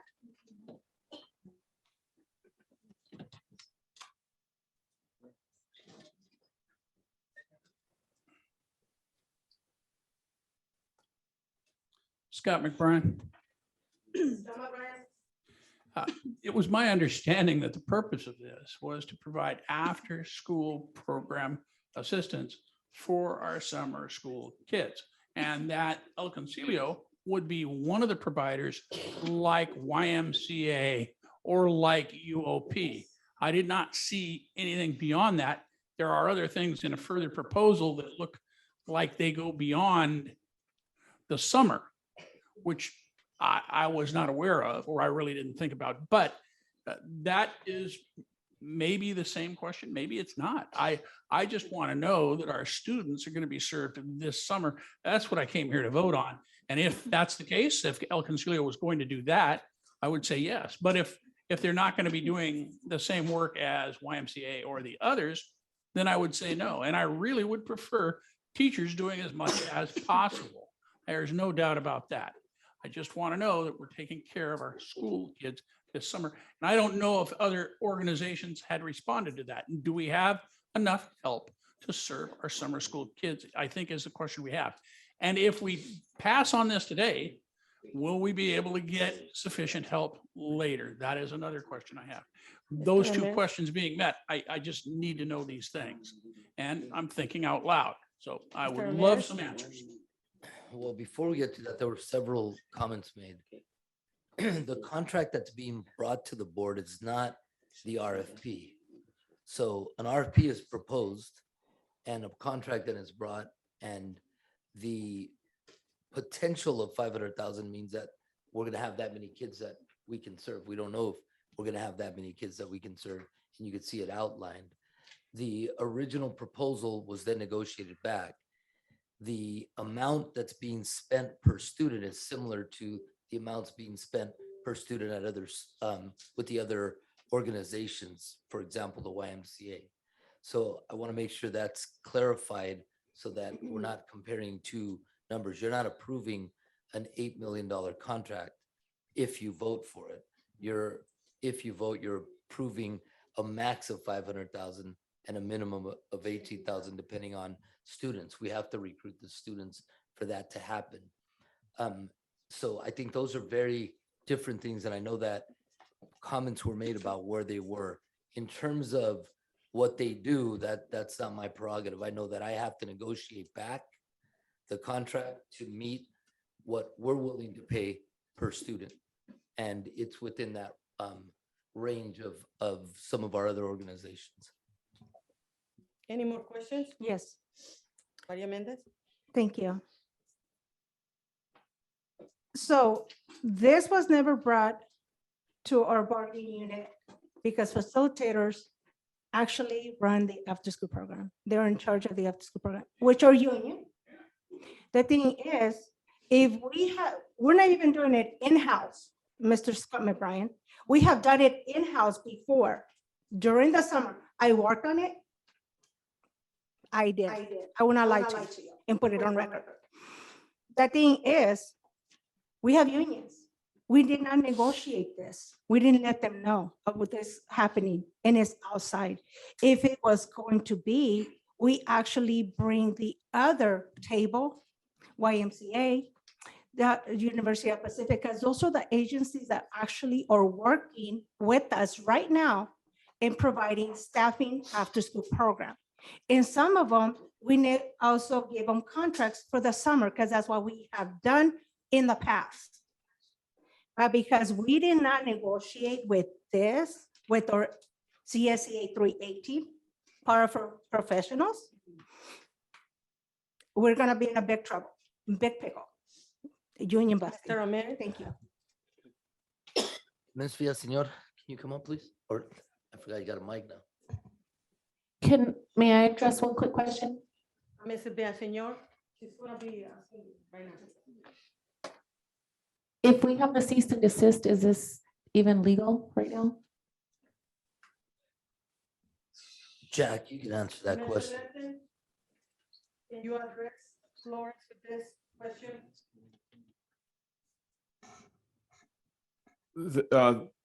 It's up to the board to decide whether to approve this MOU, and if it does so, it would be lawful. The unions, of course, can take whatever action they might want to do, but at this point, it's a decision for the board to make. Mrs. Villaseñor? Thank you. So the idea and the proposal for the RFP 1066 was the opportunity to invite a variety of agencies to provide after-school support to students, and to create enrichment opportunities in ways that don't necessarily reflect mastery, but interest so they can pursue paths. This year, we had 2,736 students that were a part of our after-school program with the 3 existing agencies, which charged around close to $900 or about $900 or just over per student. And the services varied. The facilitators are still our lead program coordinators are very instrumental, and we value them. But currently, the only individuals offering support are the agencies. With the existing agencies, we have 1,576 students on the wait list. Combined, if we had the ability to staff, we would have approximately 4,000, just over 4,000 students participate in the program, and the ability to serve more, given the increased number of organizations available. And the idea, and I understand that there's some history, and in no way am I interested in compromising the integrity of our organization and investing elsewhere. And so we did, while the RFP did pass, in the spirit of our LCAP goal number 3, establishing a culture of inclusion, collaboration with families and community, it was desired to give Concilio an opportunity to revise the MOU so that they can provide a variety of services that will engage, excite, ignite, and bring more students so that we can leverage and continue the partnerships that are currently in place, but then eliminate the wait list that is in place. Last year, we had summer school that occupied and provided service and support to 5,000 students, and our goal is to increase that number through the extended day program. The teacher positions are still there. Transportation, we are in communication to provide support and services for families who have expressed interest. Currently, we have about 436 students who have enrolled and expressed interest. Only 18 have expressed a desire to have transportation. We'll continue to grow and advertise and recruit for the number of students and families that could be benefited from our program. And the services that we're looking to establish, right now, we have been in communication with 3AT, and we have committed to giving them the opportunity to be para-assist, which currently don't exist in the current after-school structure. So we are opening the doors to hire our own. And in the event that we're unable to fill those vacancies, given the 1,500 wait list that we currently have, we have a menu of options to select from and to provide a variety of resources and exercises and engagement strategies that are not tied to mastery, but simply engagement and support in a way that will promote students' relationships and desires to return to school, to do things that are perhaps promote pathways, promote excitement and enthusiasm. And you did in a previous proposal within the 6 items, STEM activities. We are working to create opportunities that are in partnership with Delta College or UOP or UC Davis. We're looking for ways, and not just one ways. We have 36,000 students, and I believe that there's enough opportunity to have community partnership for our families that speak to the variety of individuals and interests that live within our district and our city. You have any more questions, Mr. Scott Brian? I would just like to comment that I greatly appreciate the presentation and offer by by El Concilio. By the same token, I believe it perhaps should have been done by every other after-school service provider as well. It should have been equal access, equal opportunity. So nothing to put El Concilio down. It's just that much more should have been offered. And I really do wish that we had other offers to look at. Again, though, I do come back to who's going to help our kids after school this year. We're going to need to do something. Thank you. Thank you. Anybody have any more questions? Mrs. Villaseñor? I would just like to add that while we did not bring other agreements forward, the agreements that we have the opportunity to explore further are UOP, which is something that we hope that through the presentation, it's going to be another extension of a summer school activity or week that is different students with different interests will have the opportunity to participate in. And the Carnegie Foundation of providing there's interest. It's an after-school resource that met and passed our RFP, which is providing online supports to students. Of course, we'll take that through our labor unions, but it's also available through the evening hours online and through Saturdays for families who are looking for supports for their families. So we're not done. We just haven't had enough time to engage in all those discussions. And we also want to be mindful and of the process and making sure that we're opening the opportunities for our 318 members to take groups of students and then bring in other agencies, but not just wanting to be mindful that it's in the best interest of our diverse student population. Anybody have any more questions? I have 2 questions. When were we as a board going to be advised that we were looking for more after-school partners? And are we going to be getting presentations from other partners as well? Mr. Ramirez?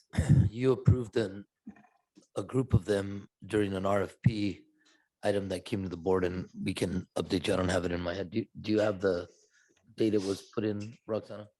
The scores were presented and approved on 4/12. Yes, it was several there. Did any of our board members give you direction to look at other partners? We're not looking at direction from the board at these partners right now. So we're hoping to bring, as Ms. Villaseñor said, myriad of opportunities because we're not serving all of our kids. And the conversations that I have with parents, I don't have them with all, right? I've been meeting with leadership groups. There is a desire to have more resources.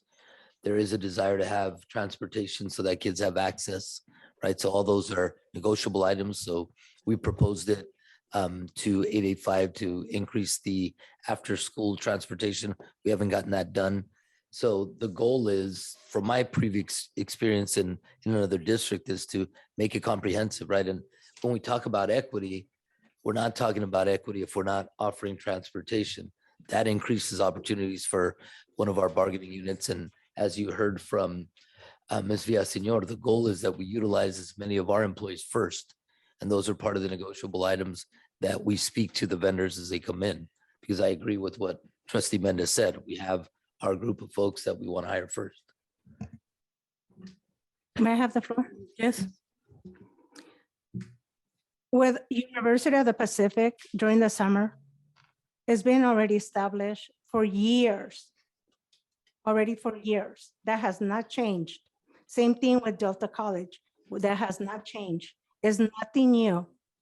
Those two organizations have programs and we partner up with them for years. This is new.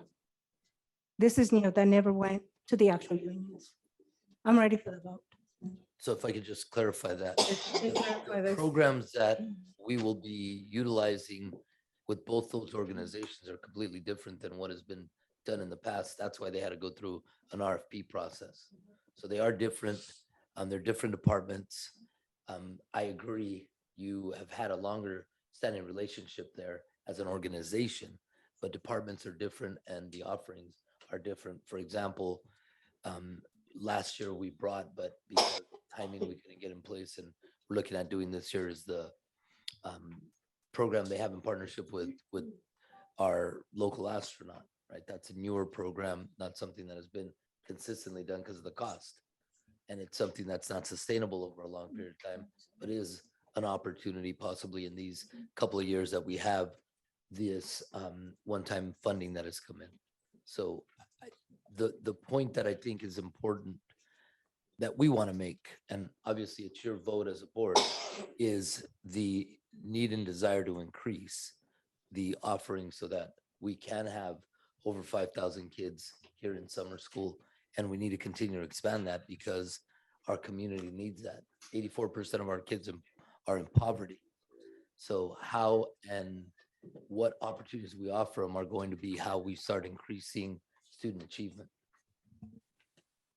And I would like to say this, then children are been in a waiting list for a long time, and and everybody can make a look and anything, but many children sometimes don't have a chance. And you know that, Maria, sometimes don't have a chance. My son was in the waiting list 4 times and never have an opportunity because he's handicapped, he had problems. And I had to most of the time take care of my son inside the house and entertain him the best that I can with the Special Olympics, with special stuff. And still he's playing with the teams, with children with cerebral palsy and everything. Then we serving all the children and we can do better. Well, maybe we can do better. Then we have to serve the children that we have right now.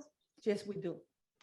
I hope then you understand that the children are #1 priority. There you go. #1 That's what I priority. want to hear. And they need to have enrichment no matter what.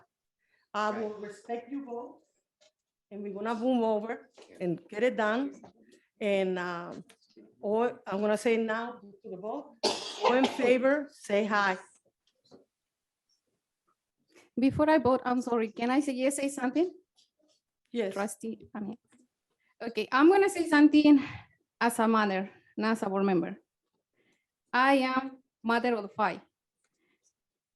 I had the last one on high school right now. My other 4 never had a chance to attend summer school because they always put them on a waiting list. And I'm telling you from my heart. So that's one of my points. Second, I'm gonna talk like a board member. When I see the name of Concilio, my mind brights and say, oh my God, this is the opportunity that we've been looking for our students. And especially because I know this lady here, Ines Ruiz. She was part of UOP before. Now she is part from Concilio. So I know her, how she works, how she looks every corner for, I'm sorry, Ines. She look every corner, I can say at the end of the world, for help, for students, for parents, for community. So when I see the name of the Concilio, I say, oh my God, this is a big opportunity for all the community, not only for some students. Because at the end of the year, the school year, how many teachers decide go on vacations because it's the only time they can go on vacation with their family? Okay. I'm saying that because I was part of the waiting list. And not because I have something against teachers. I never going to have something against teachers because I see teachers as a mother. I always say the teacher who teach my children is a second mother because they have them 6 or 8 hours a day. So I respect for all of you guys. Teachers is the main model here for education. If we don't have teachers, we don't have no future for our students. Thank you. And I would like to say, Inez, thank you for all those parents that bring you and UOP and grab those, all those becas. Thank you. I salute you for that. And because she's there, I know that something Concilio is gonna be doing very good. And to be honest, when I saw Concilio and I know she was there, I was looking at this possibility for our children to migrate, to everybody to benefit from this. Nothing else. We love you. I love you guys. I love you. Every race, I have support you. Everything you guys want, I've been in there for you guys. I have never turned the back in any teacher. Everything is important. I even have a teacher who was for my son here, Sylvia Cantu. My son is in the National Guard going to university. She took him under the wing and teach him math, and he's great in math. It's great teachers here, but we have to make some room. And what I told you is true. Go back to my records, how many times I applied for the after school program. Go back to my records. It's an open book. It's right there. Anybody can get the data. My son never had the opportunity. And matter of fact, my son had the opportunity to go one time to a trip because Sylvia Cantu help us in the school when they wanted to go out of town. And she said, if you don't got the money, Cecilia, I will pay for it for any child that I can. And I remember, and that's why I do care about Sylvia Cantu in many ways, because she does care about kids. So please, ladies and gentlemen, I'm voting now. Can I address? Inez, we love Yes. you. You make Edu Concilio good. And to have you, I say an option would be to bring you on with SUSD, make you a director that we know you're qualified to do, and have you work and run our after-school programs and establish a program within Stockton Unified so that we can hire and train and love our own in-house. That's how much I love you. So it has nothing to do with the organization. You already know te amo mucho.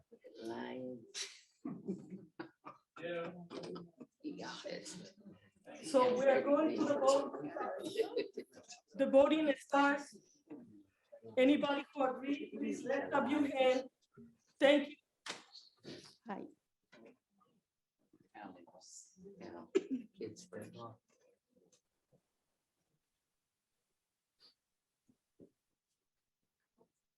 Opposed? Motion failed. Yes. Motion fails for the record.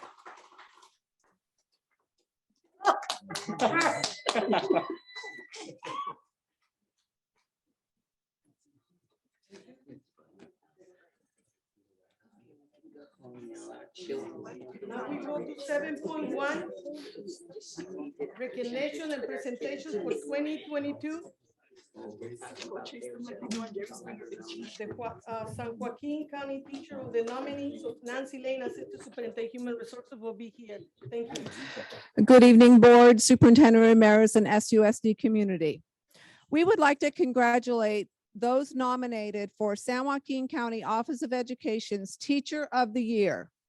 We appreciate their commitment to the students of Stockton Unified School District and would like to recognize their notable nominations. We have Miss Nguyen for pre-K through 5th grade. Miss Nguyen is a 1st grade teacher at Bush Elementary School. She's described as a teacher who gets to know her students and families deeply while using a variety of lessons that teach and engage her students. I don't believe Miss Nguyen is here, but can we please congratulate her?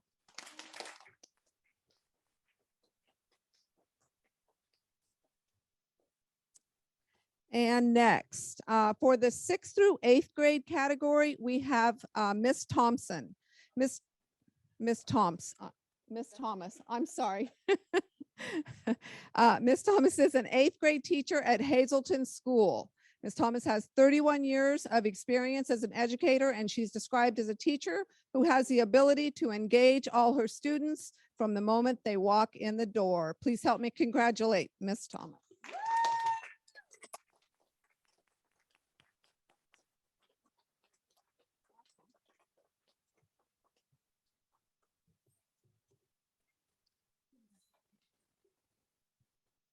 And for high school, we have Dr. Evangelina Ramos.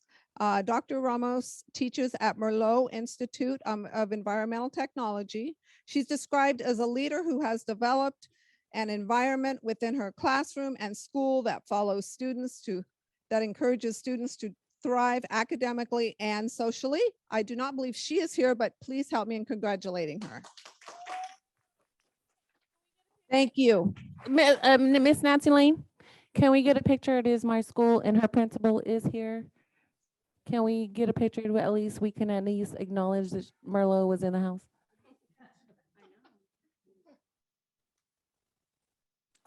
Can we get everybody? I mean, it's Hazelton and everything? Yeah. One picture?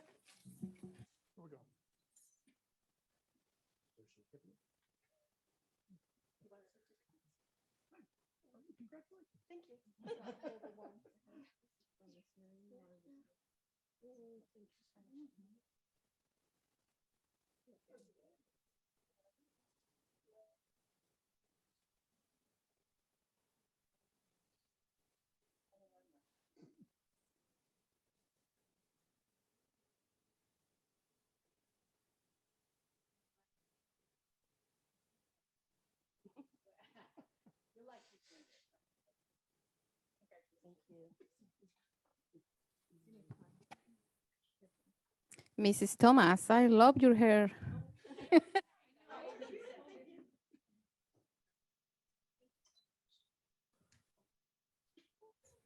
Thank you so much. Now we go to 7.1, information, Measure E, C, and Measure E, technology, bond program update, capital projects. Yes, and I'd like to introduce this item. We are going to have our Director of Facilities, Mr. Orozco, and our Facility Planner, Ms. Amna Javed, who will be presenting this item. But what I'd like to start off with is just kind of talking a little bit about this item. I think it's been quite a while since this board has been updated on this bond program. Fortunately, with the board's support, we've been able to utilize increased technology. We have new software in our facilities programs that help makes it more accountable and transparent to our community. You're going to see some great information tonight that we'll be providing about the program and great fiscal update. So with that, I will, Armando, you guys can come to the podium and start your presentation. Armando, can you also present our new employee? Yes. We've been adding, contrary to a lot of the comments made, we've been running on a very slim staff in the budgeting, facilities, and all of these departments for some time. So we just brought her on board, and Armando, I'll let you introduce so I don't leave anything out. Exactly. Yeah, Amna Javed, again, she's our facilities planner. So we've been hitting the ground running. We've been, sifting through all the data that we have going on in the district for the last couple of years with our bond programs, and we're finishing off our current series. But again, very excited to have her here in the district. Brings a lot of experience and education and knowledge within construction and facilities, and particularly with the bond programs. So I'm very excited. And with that said, she's actually going to start us off tonight. Thank you for the introduction, Armando, and good evening, Superintendent and members of the board. Tonight, I'm going to provide a program update on our 3 current bonds that we have, Measure E, Measure C, and then Measure E, the technology bond. Next slide, please. Okay, so the presentation is divided into 2 parts. The first part is going to go over just a summary of the 3 bonds and what we've done to date. And then the second part will go into the projects and highlight some key projects.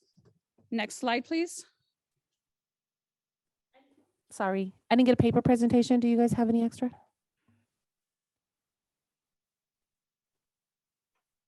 Go ahead. No worries. So as mentioned earlier,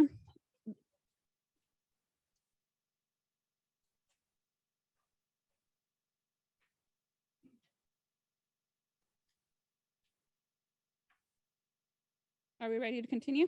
Okay. Okay. So the first measure, Measure E, was issued in 2012, and that equated to $156 million. After that, Measure E was the technology bond. That was in 2014, and that was issued with a total bond authorization of $114 million. Currently, we have only issued 18.3 million, and then there's remaining bond issuance of 95 million. And Measure C was authorized in 2018, and that is 156.3 million, and the total is 312.3 million. Next slide, please. Measure E is $156 million general obligation bond. It was authorized in November of 2012. And it came from the remaining unissued bonds from Measure Q, which occurred in 2008. This measure passed with over 74% yes vote, and it was to modernize and acquire new school facilities. So this measure had 3 issues, and the dates and the amounts are listed. And the total bonds issued is 156. So this bond has been completely issued. Next slide. Measure E, which is a 2014 election. This was the educational technology bond, and this was for $114 million. And this focused just on technology to increase student access, maintain and upgrade educational technology, and upgrade classroom security systems. And this passed with a 67% yes vote. Currently, we've issued 2 series, Series A and B, which total 18.3 million. Next slide. And now our most current bond, Measure C, this passed most recently in 2018. It was $156.3 million, $380 million general obligation bond. It passed in June of 2018, and it passed with a approval rating of 63.3%. And this was to just modernize facilities. Currently, we've issued 2 series, Series A and Series B. So we have a total bond authorization that's currently issued at 128 million. There is a plan to issue the remaining 28.3 million in the fall. And then after that gets issued, then the total bond will be authorized for 156.3 million. Next slide. Now I'm going to pass it back on to Armando, and he's going to go over the couple of the projects that Measure C and E. Thank you. Yes, thank you, thank you. Correct. And as you can see here, a couple of projects want to highlight real quick. For instance, 17 HVAC kitchen replacements throughout the district. It was a concern last year where we had a lot of kitchens that just had no AC in it. So we're working on that project right now. Finishing Franklin Athletics, huge project. We're here to wrap that up here in June, actually. Stag HVAC as well. Stag Gymnasium doesn't have HVAC in it currently, so we're going to get that one off and running. Madison Portable, it's neat to see these projects come into play. Stick frames there, so a lot of good stuff happening at our campuses. I'll bore you with the rest here. Next slide, please. Armando, can you just clarify, or let me just clarify? There's a lot of generalizations that are made when we're at board meetings, so I want to make some clarifications. We've had for decades, years, I don't know how many years, our food services staff working in non-AC kitchens every summer. Every summer. No one's come in here to complain and say that. I was able to walk those facilities last summer and watched our staff walk outside in the summer in Stockton because it was cooler. But the leadership of that group at the time took me to see it, and hence why we're prioritizing it. So I point that out because there are a lot of issues in our district that have been not seen. Facilities are not where they need to be. And we're not going to complete it with what we have here. So it's going to be a challenge. We have some of our schools with some serious needs. This is one that I highlight because imagine that in July, going outside because it's cooler. It's a hard thing to fathom, right? So these are the things that have been going on for a while. So I want to make sure we highlight these are our priorities and our staff are our priority. We're Right. always going to make our staff our priority. Exactly. And to elaborate a little bit more on that as well, past leadership is, sit on the basis of Ed Code and Cal OSHA, where we were required by law to provide heat, not HVAC. We're taking a step further because we do care about our employees to provide the facilities they deserve to work and feed our kids. Measure E 2014 technology bond and projects. Again, we're doing a lot of discovery. So this is what the bond went on. I'm in facilities, so I can't speak a whole lot on this. It's before my time. So I'll go to the next slide. Apologize for that. Measure E, again, breakdown, kind of a matrix. You guys can see here in more detail on how we're spending our facilities. Funds, Madison and Addison portables, for instance, portable replacements, both projects in full swing, right about 28 million per project. So as you can see, the replacement of portables is costly to the district, but very needed. So we're not in dilapidated portables anymore. We have nice facilities with HVAC for our students and staff. Next slide. Just a couple of projects here again on how campuses we've removed portables and what modular buildings look like. Actually, stick frame. Sorry, not modular buildings. We're doing stick frame on these projects here. So it's a huge improvement from having slew and rows of portables. Next slide. It's a project here at Edison that was completed as well for about $35 million. As you can see, what we received with the students and staff at Edison High School we're able to accomplish for them, or PASS was able to accomplish. I don't want to take the credit for this one since it was done before my time. Next slide as well, a continuance of Edison High School. Again, just the spaces we could create for our students and staff. This is again, one high school, 2 projects, $35 million. Again, just elaborating on the much need we have throughout the district. Next slide, please. Few sites out of the measure that we did security fencing at, Adams, Hong Kingston, just again, to secure the campuses a little bit more. Next slide shows our standards. It shows our standards here. We have, again, a campus standards, wrought iron fencing throughout the front, controlled gates, controlled access. Again, we're really raising the standards throughout the district. We're taking it to the next step that was already established before our time, but it's, again, we're spending a lot on site safety and security for our campuses. Plan projects here. Adams, K-8, like I mentioned, is in full swing. Fillmore, we're in the planning stages to get that one off the ground. Tyler, K-8's another one, full modernization of the campus. It's coming out to be a very gorgeous campus. Anybody looking to take a tour of that, I would love to show you guys as the process is going on with that right now. Chavez Athletics and Pool it's been in the works in DSA for quite some time, but we're finally getting that moving along to get Chavez the athletic fields they deserve. And again, Stag HVAC on there. We're finishing it off with the HVAC kitchens. Okay. Next slide again, it's just a summary, going over the summary of our bonds issuance. Again, our current available remaining projects, about $95.5 million that we're currently working on right now to close these out.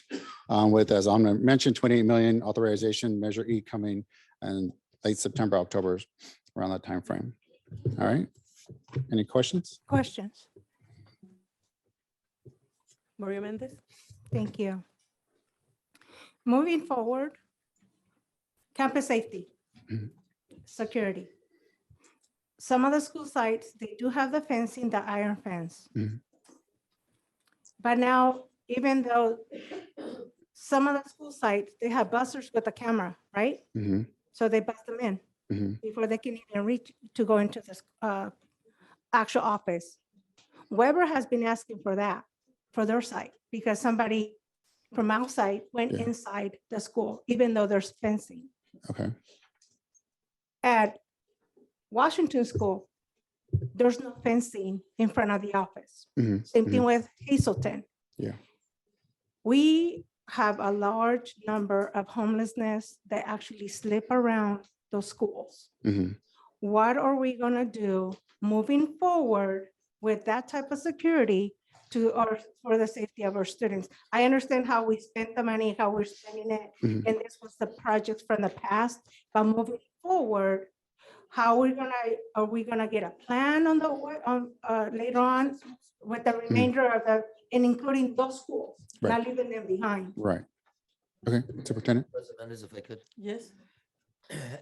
As we've discussed at the last board meeting, the safety audit that we're looking at, the review, that's going to bring about where our consistencies or inconsistencies exist. And I think that's where we can be more clear, and not just when parents bring the concern, but where we could see it across the board, and then we can set a standard, right? And I think that's what we all want, is we want to have a standard that we have regarding safety for all of our schools. And that's what the goal is to put in place. Correct. Quick question. I see the security and the fencing. Mhm. It looks really good. Can you tell me how much of the money went into our fencing in this like last couple of years? Because I know that some of these schools received the fencing during the time that I was with Stockton Unified, and I think that was brought in by Marcus Omlin, not sure. Mhm. But I know he was on that project, and so can he, after like maybe 2015, I don't remember any more fencing come up after that. Okay, do we have this? So I can answer part of your question. The security fencing is probably from Measure E. So Measure E projects were the ones that had started in 2012. So that's where the security fencing occurred. The total, I don't know that. We can look that up and we can get that to you, but I don't know that. But yes, the security fencing is from Measure E. And so we haven't done any with the money recently, right? That would be correct. So we haven't done any with the bond money, but we have an amazing M&L shop. So our actually guys we have a whole fabrication shop. So currently we're doing Weber Tech. The fencing is going across the front. So we have an amazing crew in the shop. So we are doing the projects in-house. And the board approved our long-range facilities improvement plan, 4.3 million. So out of that plan, we're doing carpeting and fencing at some sites that are exposed to the front of the campuses. And I could get you guys that list of what campuses we're currently doing fencing at. That would be great. Thank you. But let's come back to board, because I think it's important that we understand where we're going, right?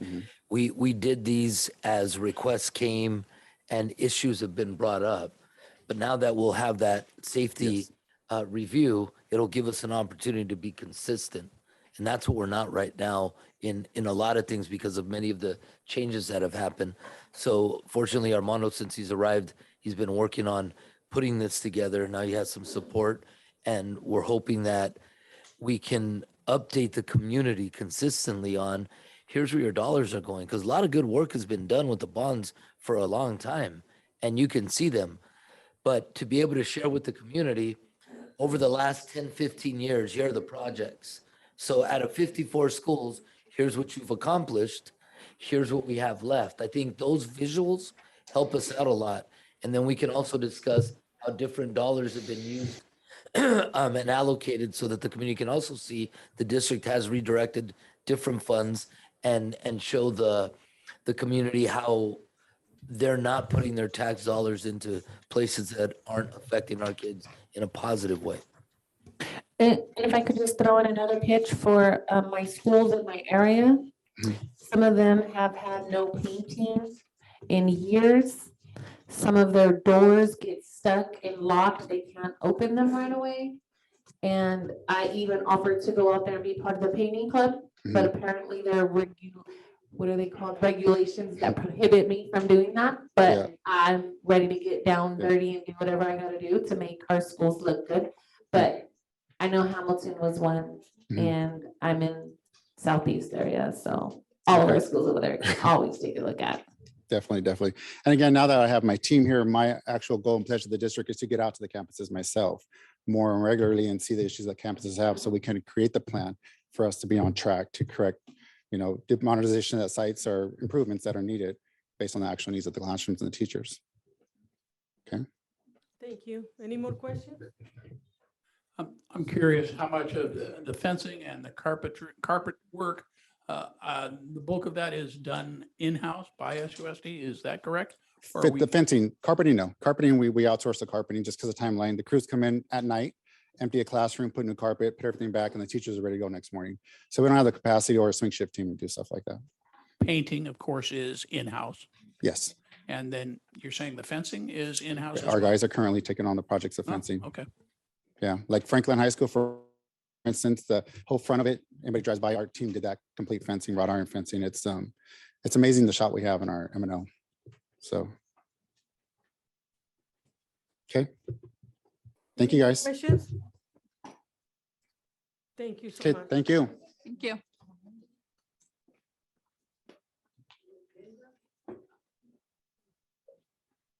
We're going back now to 7.3, this information proposed 2022 bond survey results. Who's going to come in? Yeah, we have Mr. Dale Scott who will be presenting on the voter survey. Thank you, sir. Nice seeing you back, sir.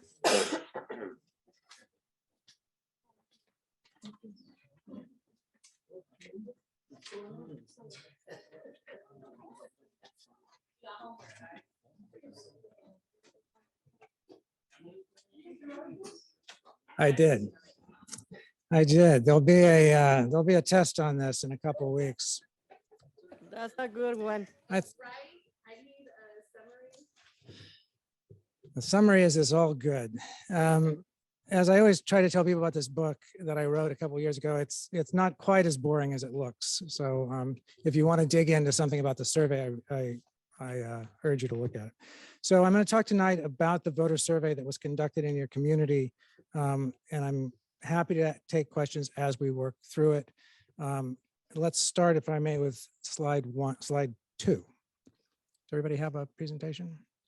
This is not part of the survey, but I thought the board would be interested in this statistic. This table I find fascinating.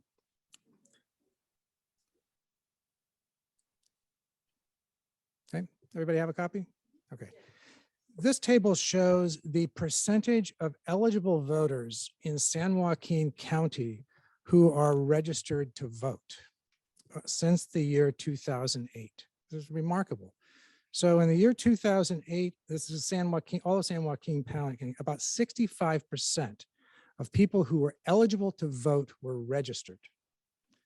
Today, that number is almost 80%. It's just remarkable what's happened in this county. So keep that in mind as we're going through these numbers. There are a lot more people voting than there were just 10 years ago in this county. Slide 3, I'm sorry. And then also, again, looking at San Joaquin County, because the numbers are basically easier to get from San Joaquin, is the voter turnout in this county has changed also. It's actually quite good. In the presidential elections, which is the light blue, the voter turnout has been almost 80% recently. Not quite as good in the gubernatorial, which is the dark gray, especially in 2014, but in 2018, it was almost 60%. And then you can see the registration in the chart. Slide 4, please. Just to give you a roadmap of where you might be going after this, you can see we're looking at survey results now. The plan is to bring back a resolution, assuming the board directs that, for action at June 14th. That would be, assuming again the results warrant this, going to the county by August 12th, and then election day, November 8th. You may recall from the last presentation I made that what is being considered in this poll is a new bond issue, but a bond issue that would not increase current tax rates. So that's the number one piece here. Is a bond that are asking voters, will you support this bond so long as there is no increase in the current tax rate? That's possible because really of the conservatism of this board in the past. And tax rates are now falling because the bonds have been managed in a way that they're being paid off very quickly. The technology bonds is a good example. As those tax rates fall, you'll be able to ask voters to essentially backfill that and keep that tax rate where it is and use those funds for additional improvements to the school district. Now that we're talking about the bond, I did the bonds, the 2014, and I did the 3 bonds in San Joaquin County. and they passed really good. Do you did a survey, electronic survey to see what is our chances? That's what this is. Okay, Thank you. here we go. So let's turn to slide 6. We'll start on the survey. No, I'm sorry to interrupt you. I thought you did the survey first. Oh, we did. We did. Yes, I'm sorry. Yes, we did. This survey was conducted in early April. We had 412 interviews. That was done both with landlines, cell phones, text to web. And I should also say that it was done in Spanish and English for voters. Slide 7. Now, I took this slide out of order from the survey because I think it's important for board members to see this up front. I think that often board members, rightly so, think of their constituents as parents. Those are the people that come to the meetings. Those are the people that call to complain. But this slide of your voters is fascinating. If you can look at the question, it says, do you have or have you ever had any children or grandchildren who attended or are now attending school in Stockton Unified School District? 48% of the voters, these are likely voters, in this district said no. So in other words, almost half of your constituents really have no idea of what's going on in the district except for what they read in the newspaper, they hear from relatives, or they hear at church or the supermarket or wherever. So now I'll start the actual survey. The way the survey works is once the person is on the phone, and these are professional callers that are making these calls. Once the person is on the phone, they are told that we are not trying to sell them anything. We're not trying to get any information out of them, like their credit card number, not asking them to join anything. We're really looking for their opinions, and there'll be a couple of questions up front to get them to understand that we really are asking for their opinions. And this is one of the questions up front. Either from what you know or what you've heard, how would you rate the quality of education provided by Stockton Unified? Excellent, good, fair, poor. Now, sure, everybody wants an excellent grade. I understand that.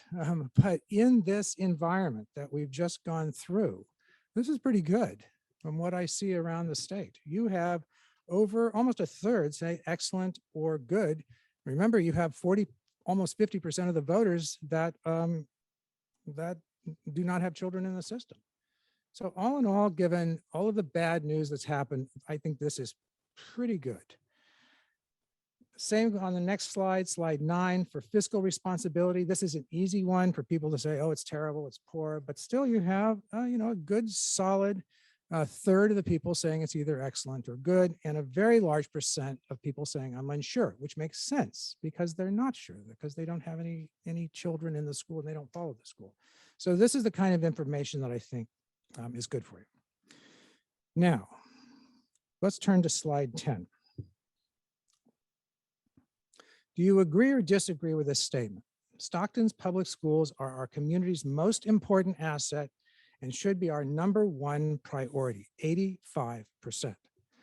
So think about that. Can you imagine, can you think of any other issue where 85% of the voters in this community agree on? That's a big number. I mean, 85%, you only have less than 10% disagree. So that, I think, shows that as we've known from the past, the voters in this community are very supportive of this district. On page 11, we asked, do you agree or disagree with this statement? Quality schools increase property values, and almost 80% of the respondents agree with that. So these people like the schools. Now, after we have a couple warm-up questions, what we then do is we ask them what we think that ballot language will be, the language that you read when you vote in the poll, or now it's at home. What does that look like? We read it to them without any other information. So we get a sense of what is it like, what will be their opinion when they first hear it. And you can see that on page 12. I'm not going to go over the entire language, but I will point out a few pieces of it. You can see at the beginning, it says with no increase in estimated tax rates. It names a few of the projects. We may use those, we may not, depending on the poll. It has the dollar amount, $215 million, and then it has a lot of legal requirements that are put in by the state that we have to measure. The way this question is asked, it says yes or no. Would you be yes? Would you vote yes or vote you no? If the person says yes, they then, or no, they say, would that be a strong yes or would that be a lean yes? So you have to put those two numbers together. So out of the box, you have a 73% yes approval on this measure. Now it takes 55% to pass, as you may recall. So this is very strong. 16% hard no, 4% lean no. Next slide, please. Now these have been reordered so you can see what rises to the top, but then a series of projects are asked, such as, if you knew that the bond would increase career and technical education classes, would you be more likely or less likely to vote for the bond? Again, these have been now reordered so that you can see which is the highest. The highest are on this page, slide 13.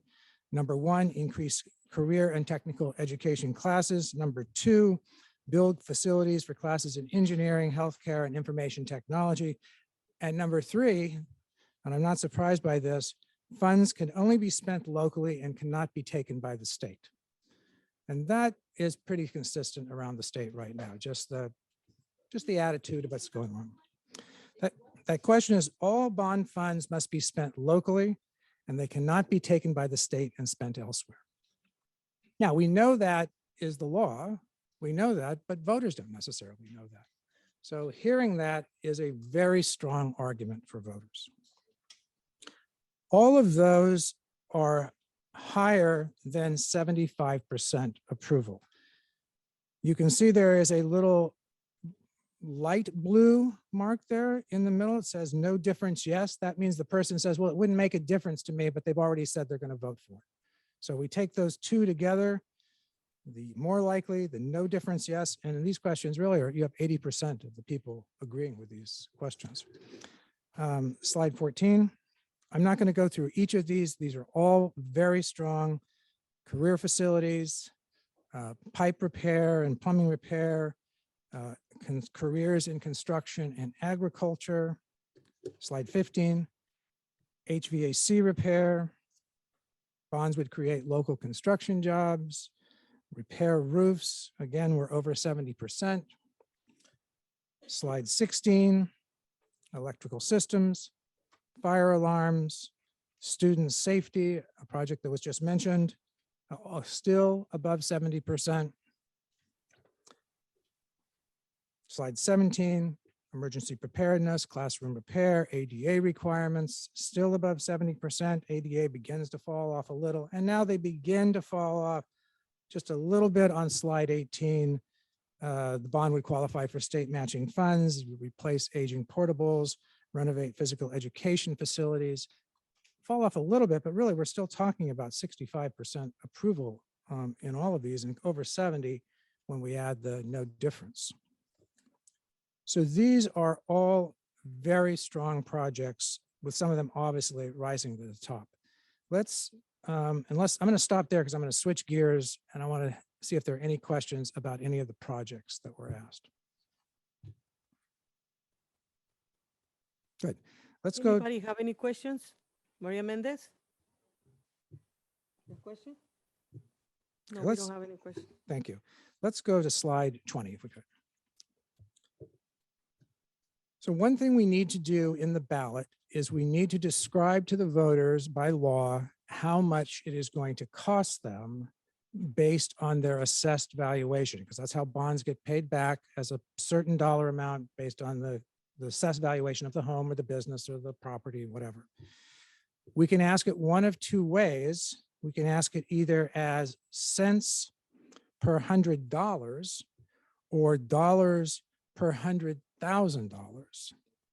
The same number. It's just, is it 6 cents per $100 or is it $60 per $100,000? It comes to the same number, but people see it differently, except in this community, they don't. As you can see, there was no difference. Sometimes there's huge differences. People relate better to cents Some people relate better to dollars. In this case, no difference in this, but I wanted to show you that it appears that people in Stockton can do arithmetic and figure it out. Same thing on page 21. We can either tell people that the assessments run through the year 2052, or we can tell them it's 28 years. Same thing, but sometimes people relate to it better one way or the other. That does not seem to be the case in this community. Yes, ma'am. Hmm?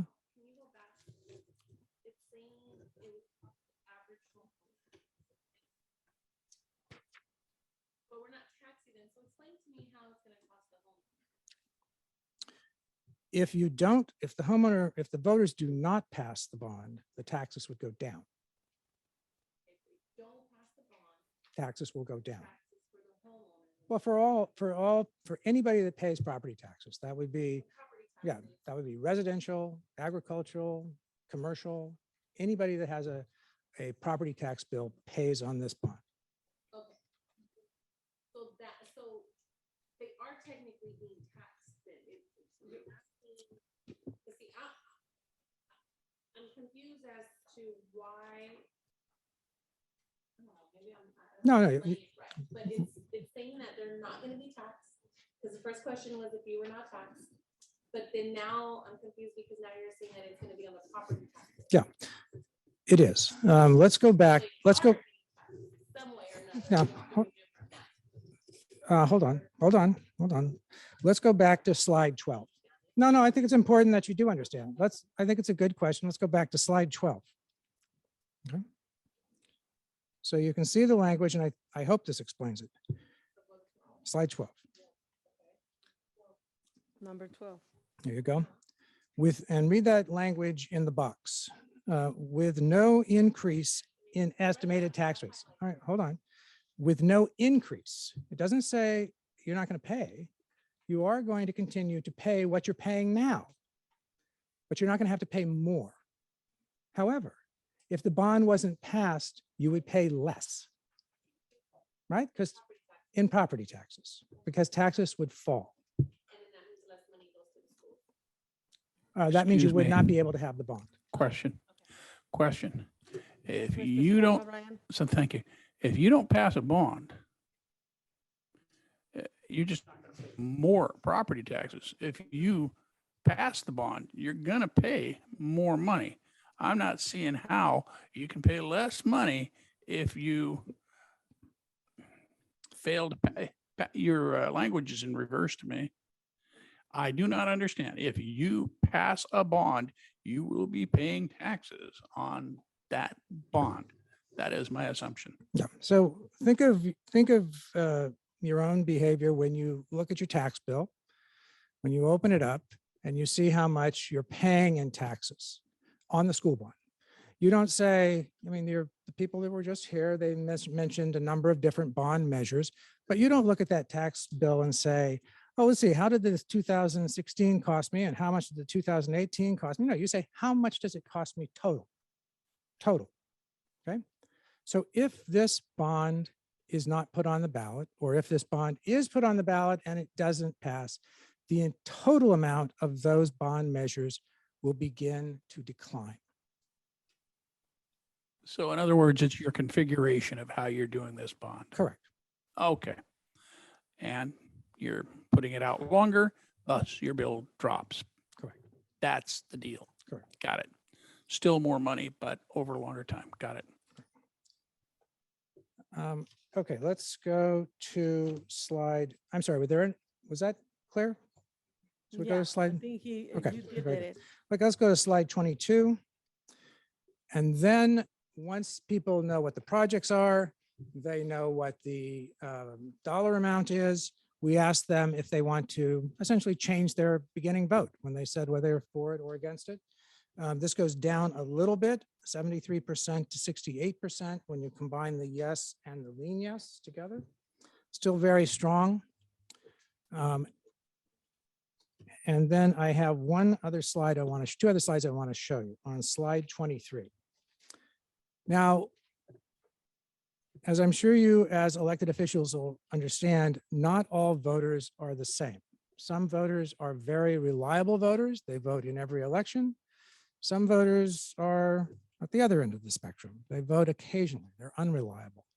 We've pulled this apart so you can see how those different voters react to this.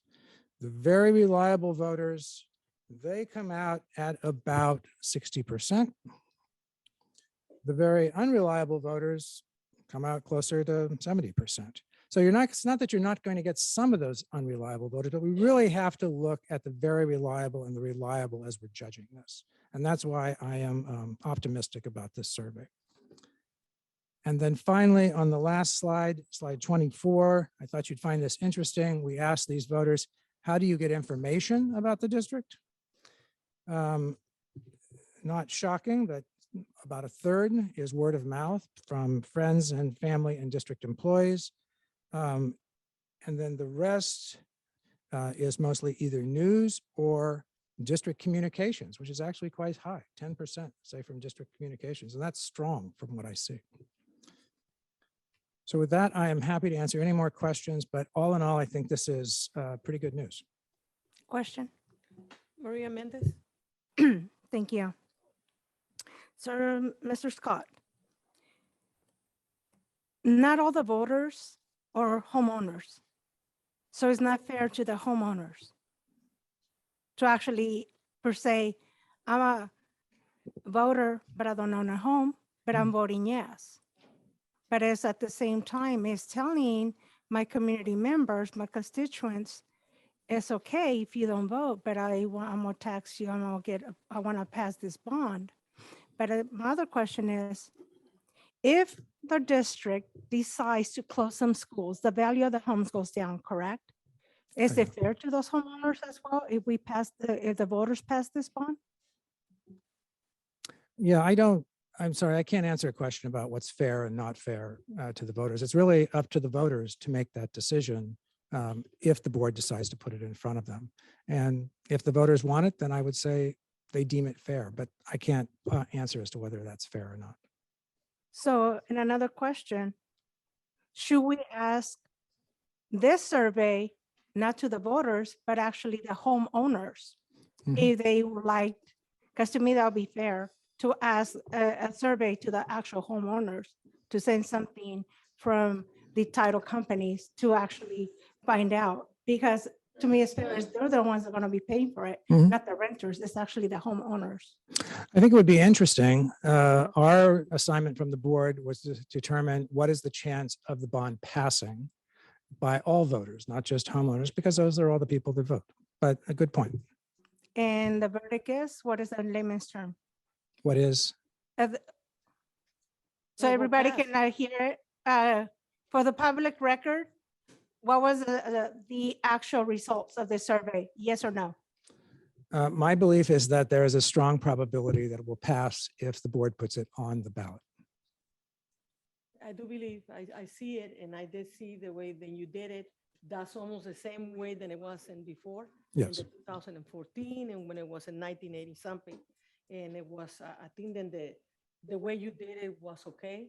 I know that it's after COVID-19, a lot of people, they're having less money or anything like that, but that's, I know the way you did it because when I walked with teachers in the past, in 1990 something, but when it was the first bond, the next one, the maturity goes to the bonds through years.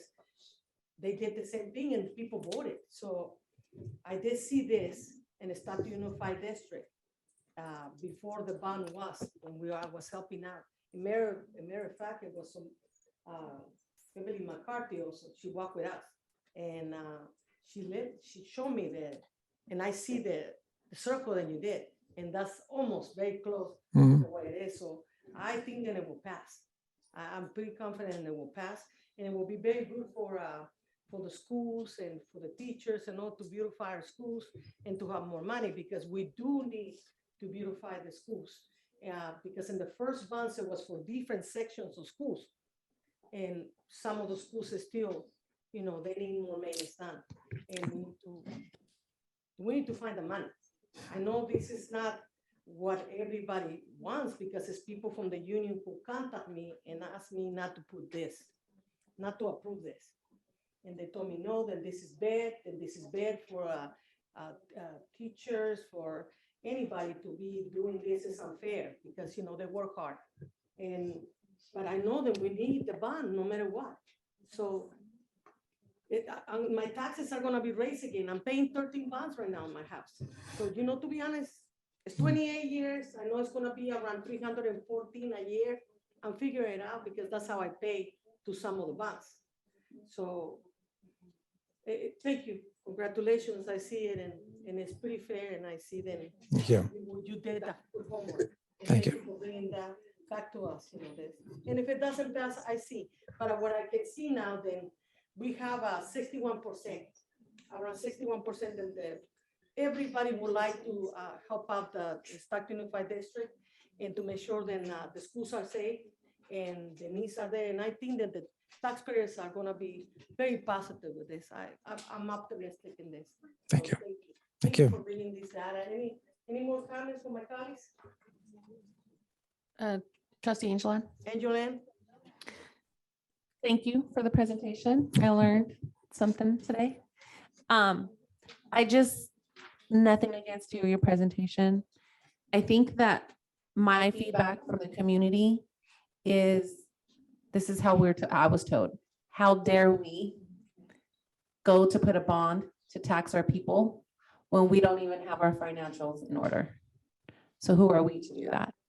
And how are we going to put that on our taxpayers when we're not even being transparent in the way that we're spending our money in facilities? So it has nothing to do with you. No. The presentation was amazing. Thank you. I'm more informed now. And I have something now to take back to the community when they ask me those questions. But thank you. Can I make one quick comment on this?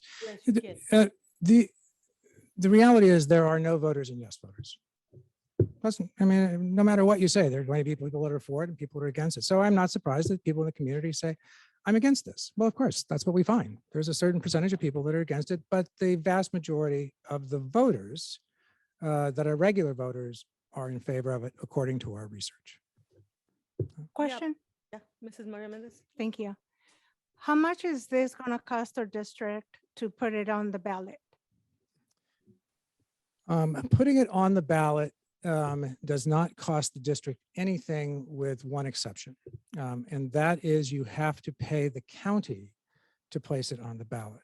I don't have that number at my fingertips.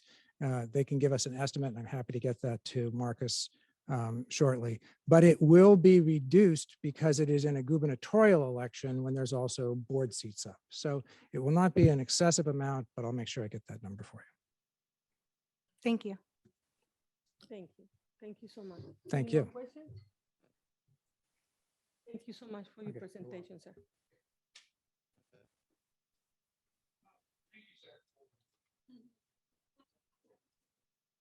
Thank you, colleagues. Now we go to 7.4. But before this, I would like to stay in a meeting for an hour. I need a first and a second. Motion. Second, myself. Second. Roll call. Oh, everybody in favor, say aye. Aye. Okay, it's anonymous. Okay, so now we go to 7.4. Acceptance or independent audit report for the 2020-2021 fiscal year prepared by LLP. Please, can you come to the podium and give us your presentation? Thank you so much for your time and waiting for us. Yes, thank you for having us here this evening. I'm Jen Orris. I'm an audit partner at Crow, and we are the independent auditor for the district. We'll try to move through our presentation here expeditiously. Crow is actually engaged to issue 4 audit opinions for the district, very similar to prior years. The first is over the financial statements as a whole. The second is under governmental audit standards, and that requires that we provide an opinion on the internal controls over financial reporting. Next, as a district within the state of California, there's a state compliance audit that we issue. And then lastly, because of the amount of federal funds that are received and expended annually, we actually issue an opinion on certain federal programs. So actually, if you could move toward the back of the audit report, I'm just going to take you to a summary page here. Let's see, almost there. If you could click for me down a little bit more. One more. There we go. This is a nice summary page here that we can use for our discussion. And I guess, first I'd like to recognize that fiscal year 2021 was a bit unique and quite frankly challenging. And so just for some context, historically, the audit report is due to the State Controller's Office by December 15th of the year under audit. Now with COVID in 2020, there was an extension there to March 31st of 2021. And fast forward to the fiscal year of 2021, the extension was actually to January 31st. Now, in addition to just COVID in general, there were a number of new state compliance areas that were required to be audited, the most significant of which was distance learning. And there was quite a bit of compliance requirement there. So quite a bit of information gathering that we as the auditors were requiring the district to obtain information for. From a federal perspective, there were new federal funds, new federal programs that were available to the district, and that again required additional testing from our perspective. And then the district itself experienced turnover within business services, and the audit is on top of the daily operations and operation of the district, and so having that turnover and having additional resources needing to be pulled in to collect the audit information for us caused us to ask for an extension. Paramount, to our job is to issue a quality audit report and be able to stand behind the audit opinions that we've issued. And quite frankly, additional time was needed. And so we issued our audit report on April 15th and shared it both with the district and the county at that time, as well as filed it with the State Controller's Office. We were independent of the district throughout the whole audit process, from client engagement acceptance to issuance of the audit report. Actually, if we just want to stay on that page for just 1 second, thank you. As I mentioned, we issued multiple opinions. So you'll see here just a summary. Our audit report itself on the overall financial statements was unmodified or a clean opinion, exactly what you would expect. We did have some findings through the audit process that my colleague will speak to in just a moment. The first being the issuance of a material weakness over the internal controls over financial reporting. And again, we'll dig into that in just a moment. From a federal audit perspective, we have no findings with regard to the expenditures under the federal program selected for testing. And you see those 4 federal programs listed here for you. And then lastly, at the bottom of the page, you'll see that we have a qualified audit opinion for state compliance. And so again, Charles will go over that in just a moment.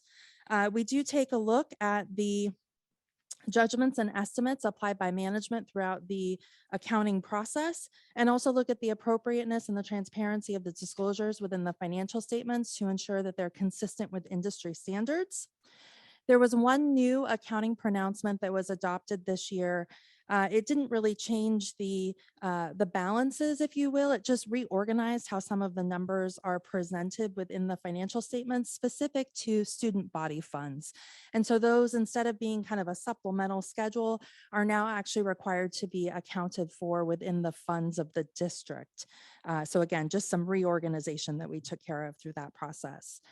We did have 3 material audit adjustments to the financial statements. And so the culmination of those adjustments actually supported the issuance of the material weakness. And I'm going to actually pass it over to Charles for him to talk more specifically about these findings.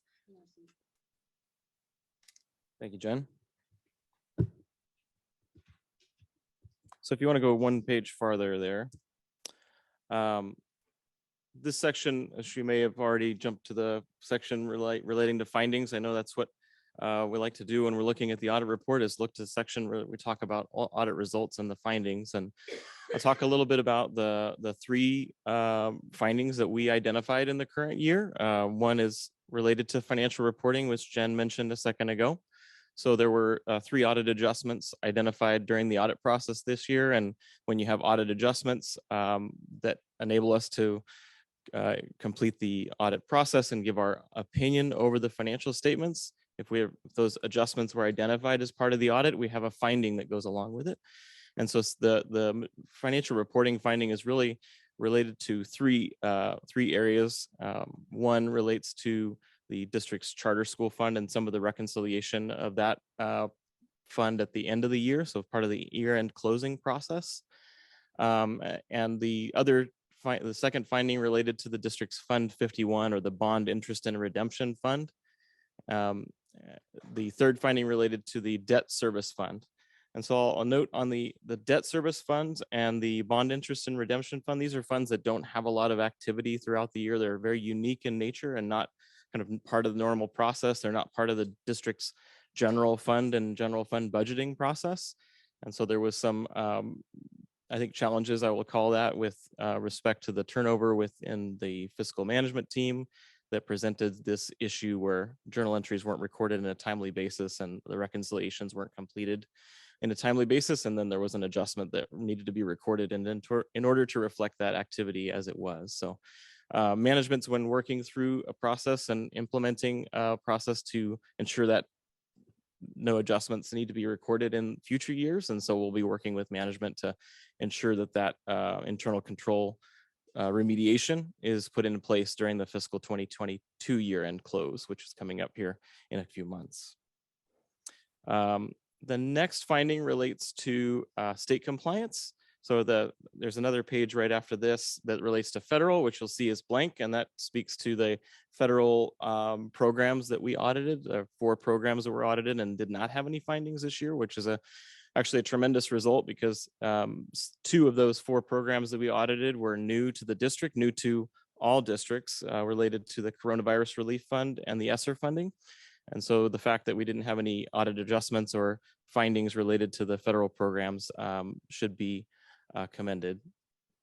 The next section after this page here is the first of 2 state compliance of findings, and that's why we identified in the page that Jen mentioned, there was a summary of a qualified opinion over state compliance. Anytime we have any sort of state compliance finding, we have to identify that as a qualified opinion, because we have any kind of finding there is not really a materiality as it relates to state compliance. So anytime we have any kind of finding that's reported on these pages for state compliance, we have a qualified opinion for the financial statements, or excuse me, for the state compliance. This first relates to classroom teacher salaries. The district's general fund payroll and benefits expenditures were under the threshold that was expected to be spent by a unified school district. So it's intended to be 55%, and it was below that threshold. And so because that dollar value was under that percentage, we are required by state mandate to put that finding in here. I will say that this is not unique. This finding is not unique to Stockton Unified in this fiscal year. We've got a lot of that COVID funding that I mentioned before with the Coronavirus Relief Fund and the ESSER funding resulted in expenditures that were non-payroll in nature. And so that in many districts throughout the state, through that ratio of that 55% or whatever it happened to be, depending on what type of district you are, if you're unified versus elementary versus high school district, there's different percentage thresholds of payroll to total general funds expenditures. These COVID-related fundings went directly to the general fund. And so many districts in the state had non-payroll expenditures, which were significantly higher than their original budget anticipated. And so that threw that ratio off. Can I ask a clarifying question, President Mendez? Yes. So this is an important item, and I think it's important for us to clarify. So what is the impact? How do you quantify the impact of the one-time dollars? And where does that, if you pulled them out, where would our percentages be? Because they're not ongoing. That is a significant factor in the overall deficiency. And I know when you count the coronavirus relief funds and the ESSER funding together, it's upwards of, I think it's in excess of $50 million between both of those 2 programs combined. I don't have the quantification of what the ratio would be if you extracted the non-payroll nature of those expenditures out of this component.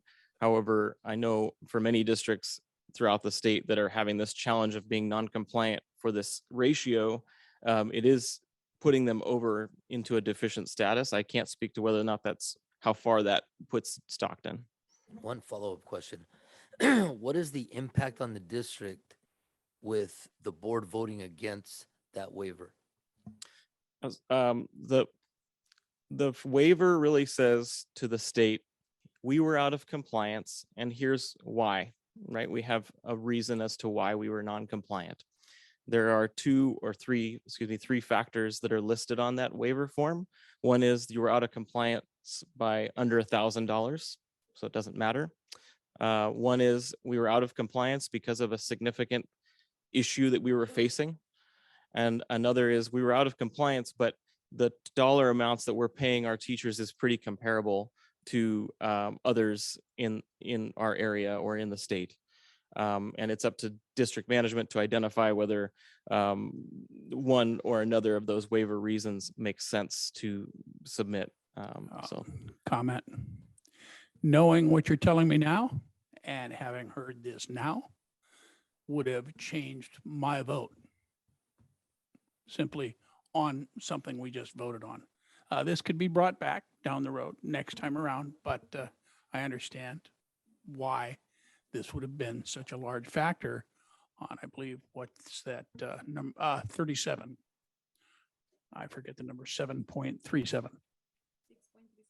6.37. The problem is, Thank you. sir, then, Can I ask one more? yes, you can ask another Can question you give because us I a- want to say something. Can you give us a dollar amount impact on the district? I think the only impact that I'm able to speak to is the non-compliant portion of the portion you were under by that ratio, but I don't have any other knowledge as to other, I'm not aware of any other fiscal impact as far as penalties from the state by being non-compliant. And I don't know if there would be, legal counsel would be able to speak to that more specifically, but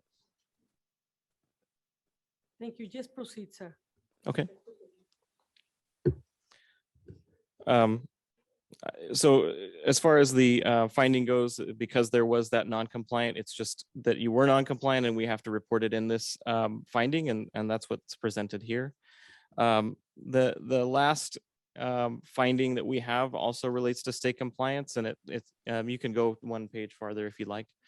This is for the school accountability report card. So in the 2021 audit, we're auditing the school accountability report card that was filed during that year, meaning it relates to school data for 2020 fiscal year.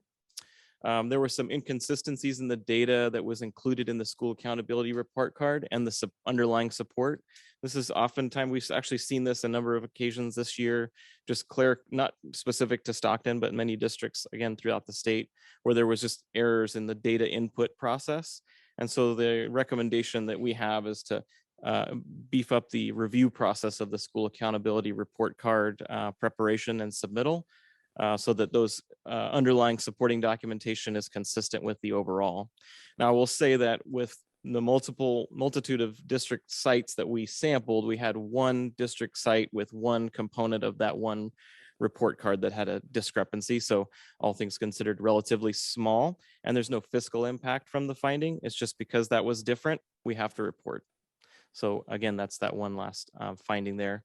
Overall, I just want to express my appreciation for management doing the best that they can and getting everything we needed to get done with the audit. It was a challenge for them, with turnover within the fiscal team, and they overcame that and provided what we needed for the audit. So I just wanted to say I appreciate that. And again, we were able to complete the audit and submit to the state controller's office and other agencies. So thank you. And we really thank you for that, and I did read this and I was concerned a few things, but now I'm in peace. I'm in peace because I no matter what, as a board member, I'm not perfect, but I also, gotta vote the right way.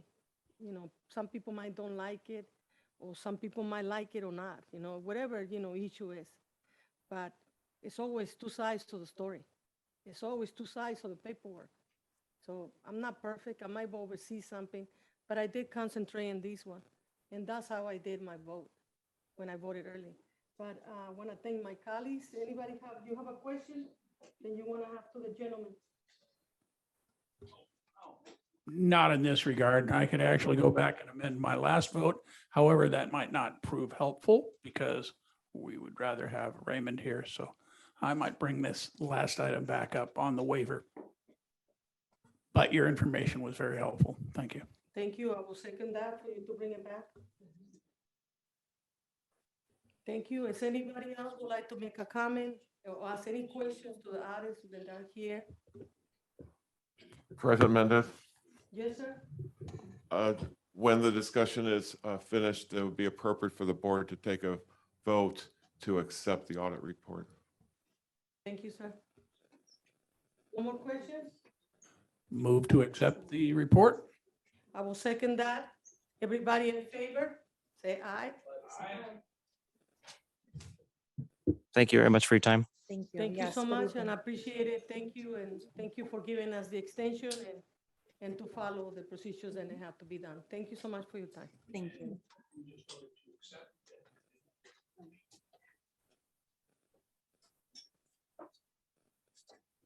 Now we go into 9.1, action. Please, Christina, can you put it to the record, please? Trustee Angelina Flores voted no. 9.1, action, approval first reading for revision of the BP-AR 3515.2 disruptions and adopting E 3515.2 disruptions.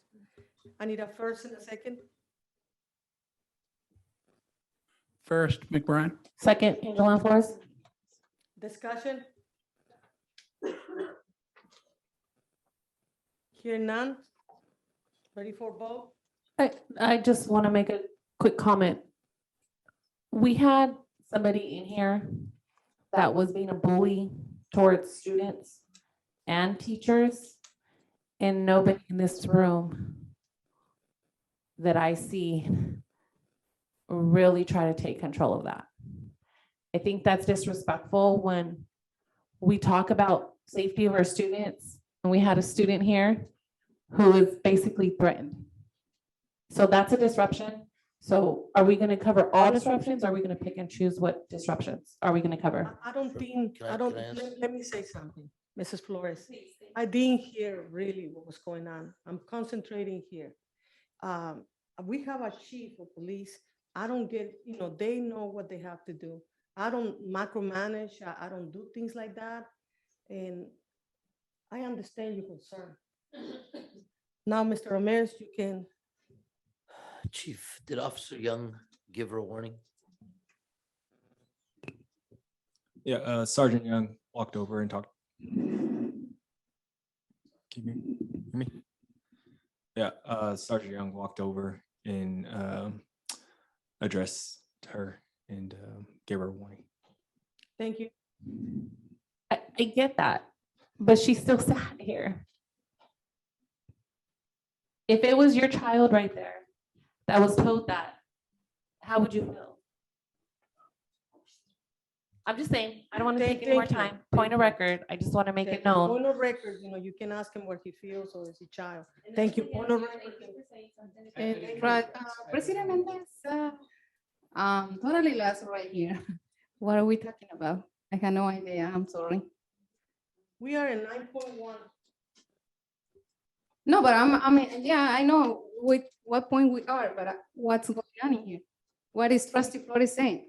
I don't You didn't know, hear? ma'am. I don't know. When David was sitting right there, somebody told him that, Who is why David? is he, does he even know what he's talking about, and was like saying really negative things.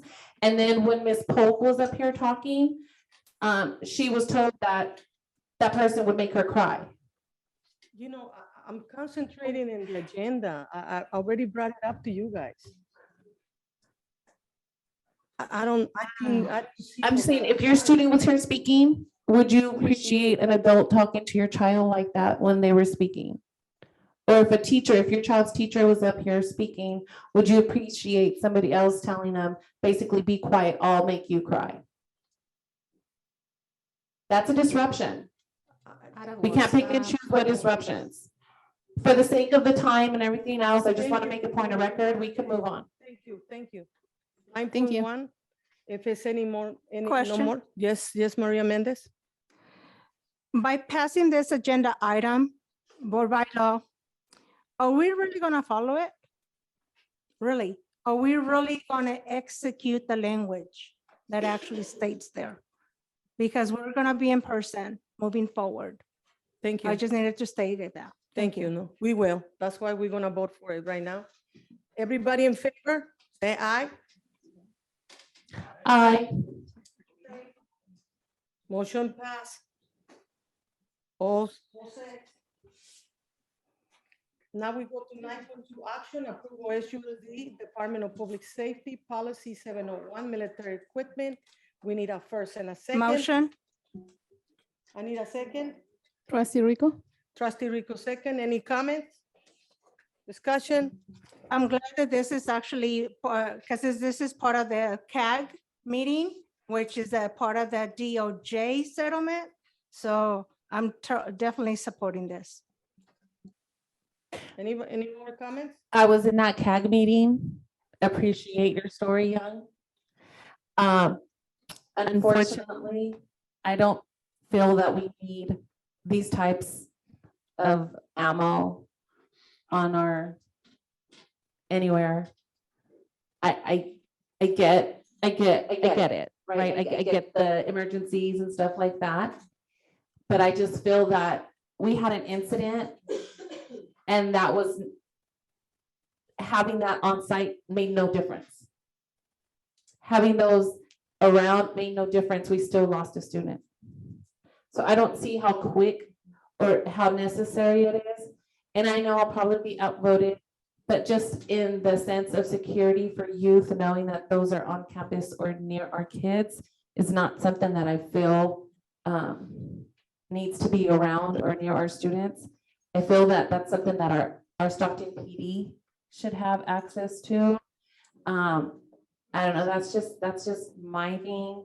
I think that if we put more money into preventative programs and offer more wraparound services to our students, that we could just do different. And that's just my personal opinion on the safety and how our kids feel. Those are really big, scary things.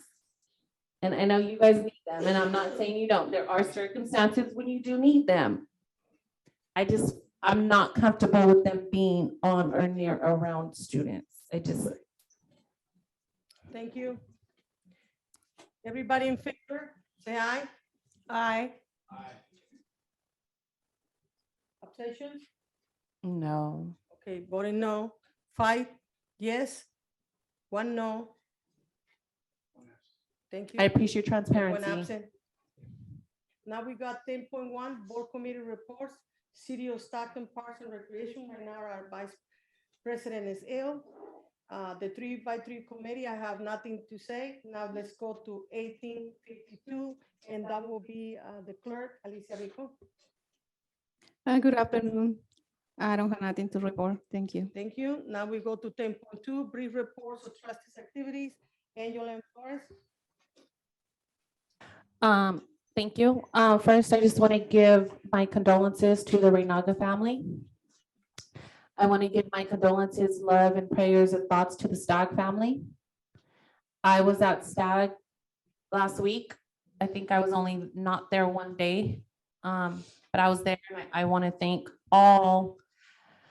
everybody who was in the library, in the wellness center, the nurses, our officer that was there, our immediate responders who were there, and all the family and friends of Layla Reynaga.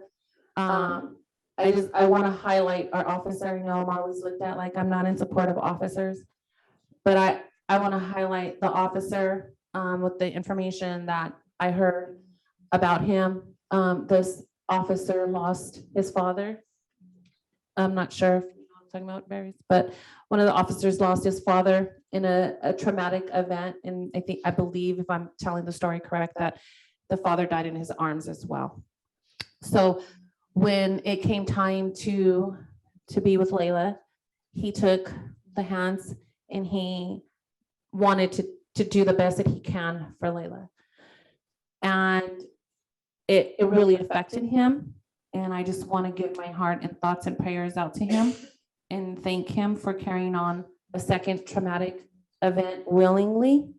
He's no longer with us, from what I hear, but it is not because of that tragic event. He already had another position. Do you know what I'm talking about now? He had another position already. I've taken lots of calls, messages, and just communication from the community. And I watched the students and I watched her teammates, and I was trying to hold it together myself as a mother, and try to just maintain support and just let the school site know that a board member cares. And there were other board members there too, thank you. But I wanted to just hang out with them a little bit more and get to know them. But what broke me that week was when they did the moment of silence. And I got to just see two young girls hug each other during the whole moment of silence. Like that was their moment of silence, was hugging each other. And so this is not done. This is not over. There are many people affected by this. And I just want all my school sites and all school sites to know that your safety, your security is our priority. And again, I want to thank our officers and our campus security officers for the job that you guys do. I know I'm hard and I'm very critical. But I do know that we do need you guys. And this is really rough on all of us. And I wish I could say more, but due to the legalities, I have to keep my thoughts and personal opinions to myself. And that's something that we as a board have to carry. And I just want everybody to know that I carry that. If nobody else does, I carry that. And as far as the other work, I know there's other things that I've done with our school sites. I don't want to take too much time. I just my time already. But thank you all. Thank you all for everything that you do. All the counselors, psychologists, everybody that was there. You guys all did. San Joaquin County Office of Ed. All of you. Thank you. Thank you. Mr. Scama, Brian? Again, condolences to the family, Renaga family, the Stagg family, to our SUSD police and security, really to all teachers, all staff dealing with the security issues. I was impressed by what I saw at my daughter's school and by how the principals in almost every school I've heard about have been working hard to make sure people feel safe and comfortable. And lastly, I think one of the greatest things I saw last week was a picture of the comfort dogs working with the kids at Stagg. That was inspiring to me. And I deeply appreciate what the dogs do and how they helped. I saw them at the vigil as well. Thank you. I appreciate Ms. Holikakis sharing that information as well. I know she's not here, but again, thank you. And have a good night. Thank you, sir. Alicia Rico, clerk. Good evening again. First, I want to share and send my condolences to the family of the student and to the family, Stack family. I wasn't present and I decided not to be present on the first days because I had not the strength to be watching everything what's going on at school. As a mother, I couldn't survive pain like that. And I was part of the vigilia on Friday. And I was present. I see how a lot of people lost this young lady. Oh, wow. I had no words. I went to her parent, her father, and I let him know that I was present, that when my heart was with them, as a parent, as a community member, not as a board member. I never going to be part of something happened like that, and I'm going to be present just like a board member. Never is going to happen. I'm going to be for parents during those kind of things tragedies as a community member, as a mother, never as a board member.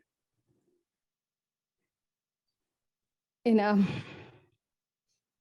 I'm sorry. I'm the kind of person that I feel the pain from others. I wish, to be honest, I wish to not be like that. But I come from my ancestors. They show me how to feel about the pain of the others too, not only on my own family, on my own blood. And I know sometimes I hear another people saying that I'm gonna be what they say. I am stupid. I know I receive a lot of criticisms of how I am, the way I am, but I don't care. I am like that, and I'm always gonna be like that. To this family, I just want to know that I still keeping them on my prayers every single day. That's the only thing I can do for them. I can't do nothing else. Follow.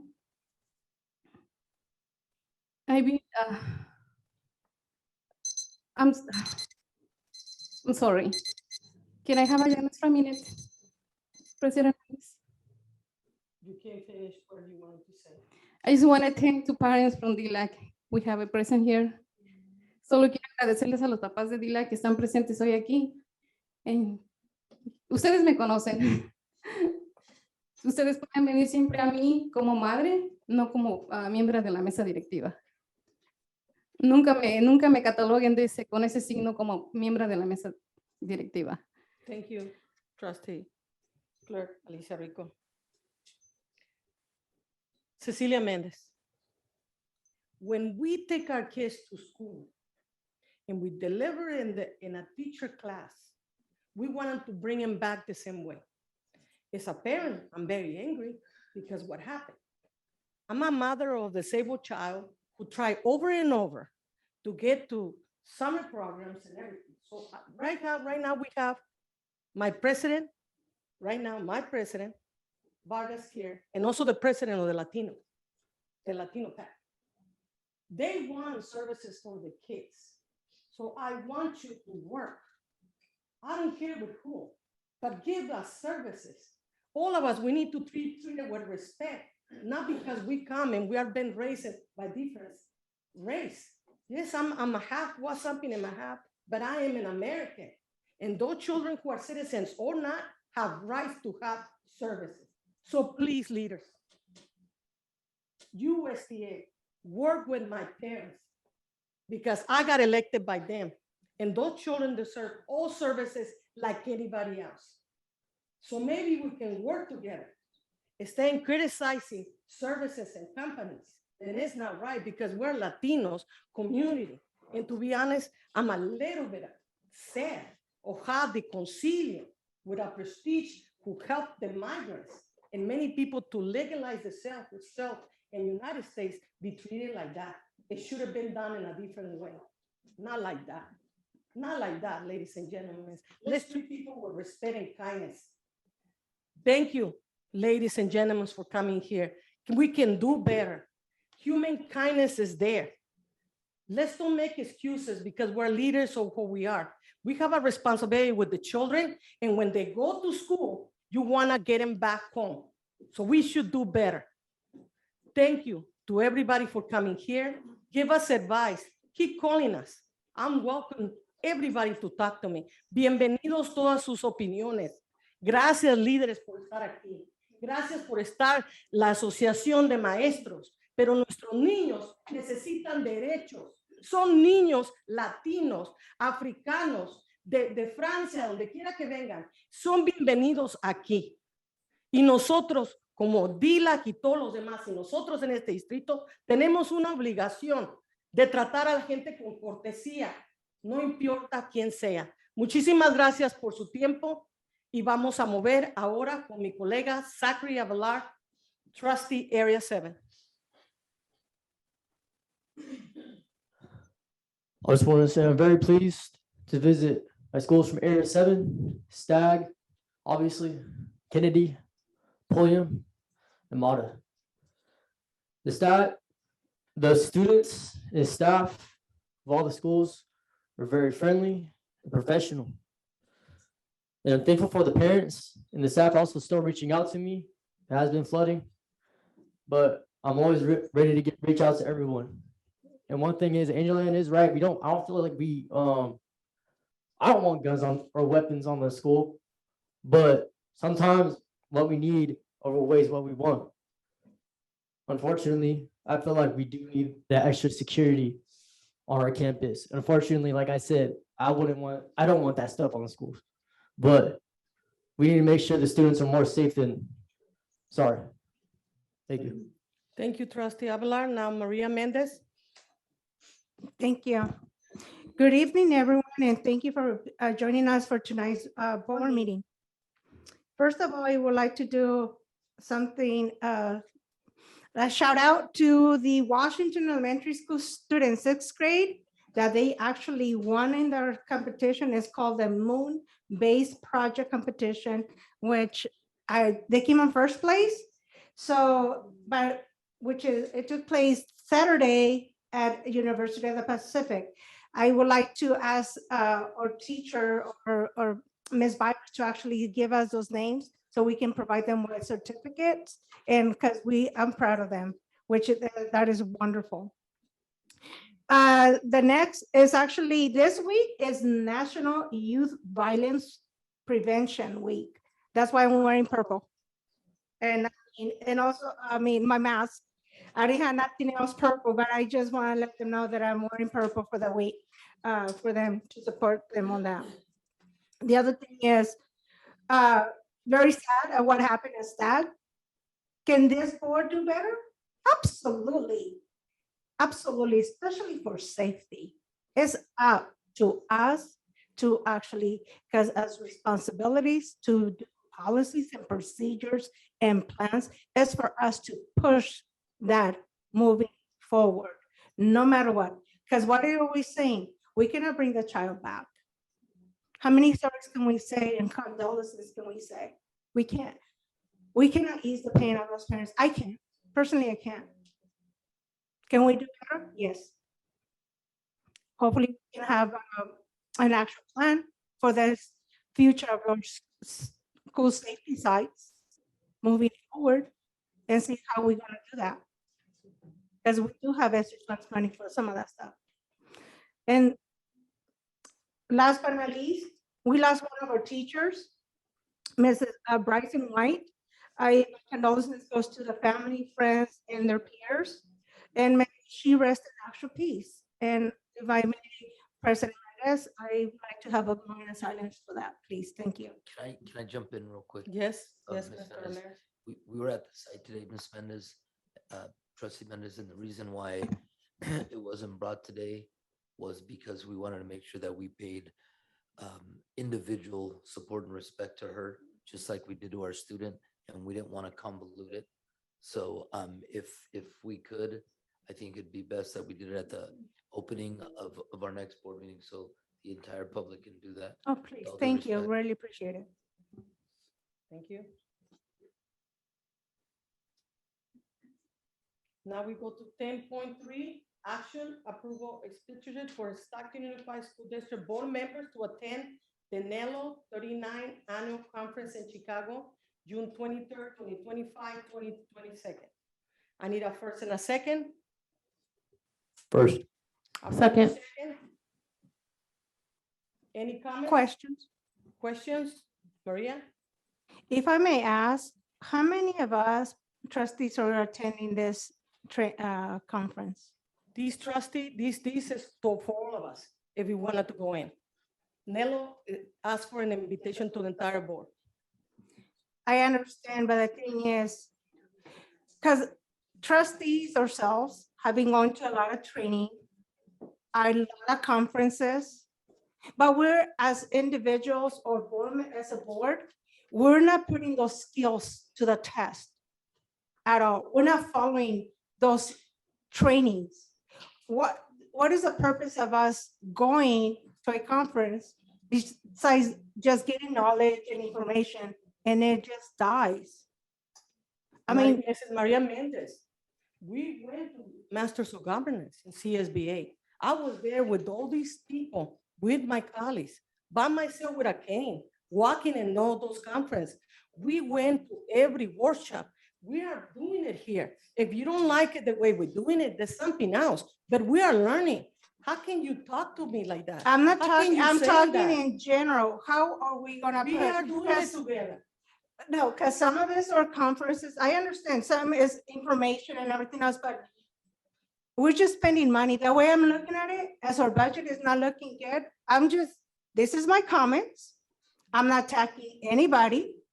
It's just in general, how as us going to these trainings and conferences or putting the skills to the test and this training to the test. We're Simple, doing it because every time. that's what we do to our staff. We would like them to go to training, but they implement it in the classroom or whatever their job duty is. We are implementing it right here. As board members are unique, Maria. If you don't understand how we are different, unique, and you're gonna say that we're not learning, then that's discrimination. That is not right. No, We learn in a correction, different way. point of Trustee order, Flores? point of Trustee order. Flores? No, I'm not saying discrimination. I'm Stop it, just Brian. asking, I'm asking, how are we going to implement this or skills that we're learning to the community, to our parents, to the staff? That's what I'm asking. I'm not saying, oh, we're not doing it. I would like to see more action than just words. Can Trustee you give Flores? me, can you give me the examples of action? Trustee Flores? No, please. Can you give me the examples of action? Okay, examples. Like you stated, CSBA conference. Have you utilized your training as board president? Yes, I do. Yes, I do. I'm not perfect, Maria. You did not help me when I was a clerk. You did not help me to do everything as a VP. I learned by myself, little by little, but I learned by myself. And you know that is the truth. Trustee Flores? It is the truth, ladies and gentlemen. We learn by ourselves and with the guidance of CSBA. We are not perfect board members. Nobody is perfect board member. We learn like leaders in STA, they learn their bylaws, they do everything. That's the same thing that we do as board members. I'm not ashamed that I'm an English learner. I'm not ashamed of who I am, but we're gonna move on. And Mr. Scama Bryan, now the microphone is yours. Thank you. I will just quickly say, I can't fly that kind of distance. I can't even mask up and fly. I get sick every time. Even when I was healthy, I would still get sick. So I do not fly even down to San Diego. So I won't go, but I greatly appreciate some of the great work you brought back and others have brought back. And I do read through and try to implement these policies. So I look forward to what y'all bring back. Do take my cost off of this bill though, please. And thank you. Trustee Flores? Trustee Flores? I totally understand what you're saying. For example, I'll give you an example of what I've done when I've gone to the conferences. I think it was the first or second year that I went to the CSB conference. They did trainings on workshops on dual language schools, on ethnic studies, on English language learners. They are the ones who actually supported districts in creating subcommittees. And so when I came back, that's when I created the subcommittees for the English language.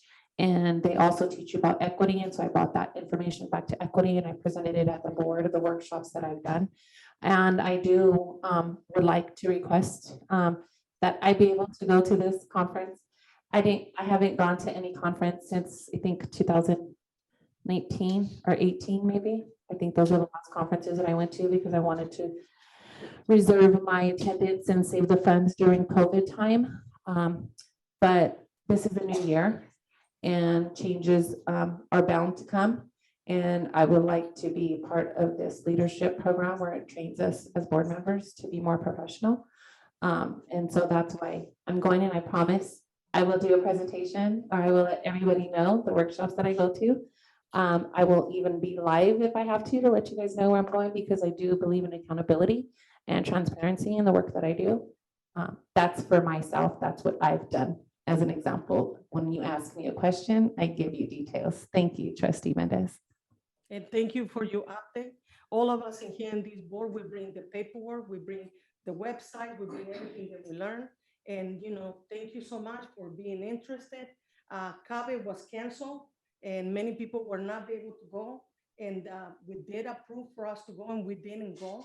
So Nelo gave us an invitation for the whole board to be part of this. So now, let's do a roll call.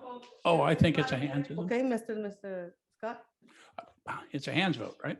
Yeah. Everybody in favor? Aye. Say aye. Aye. Aye. Okay. Nay, because I'm not going.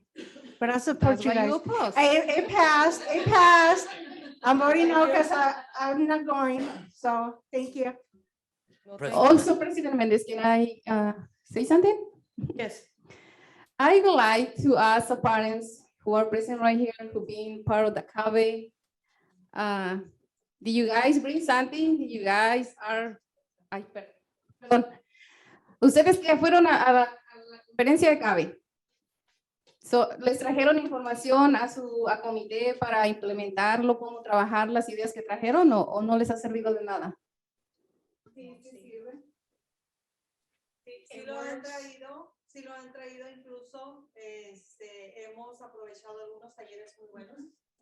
They brought information, as a matter of fact, they had some trainings about the information that they brought. Thank you so much. Can I address? May I address? Trustee Mena. We're gonna be getting ready for the vote. Okay, no, te quiero decir a los padres y las madres que fueron, que gracias por ir y por sentarnos en los clases que te dan. Nomás que ustedes van y yo I requested,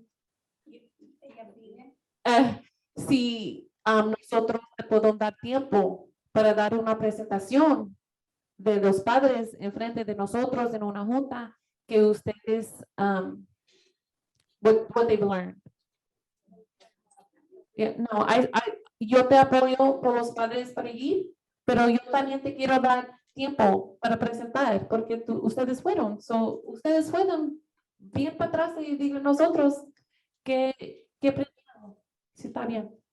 President Mendez, sorry to interview again. Yes, yes. Those presentations from parents, they give those presentations during their DLAC meetings. So we as a board members,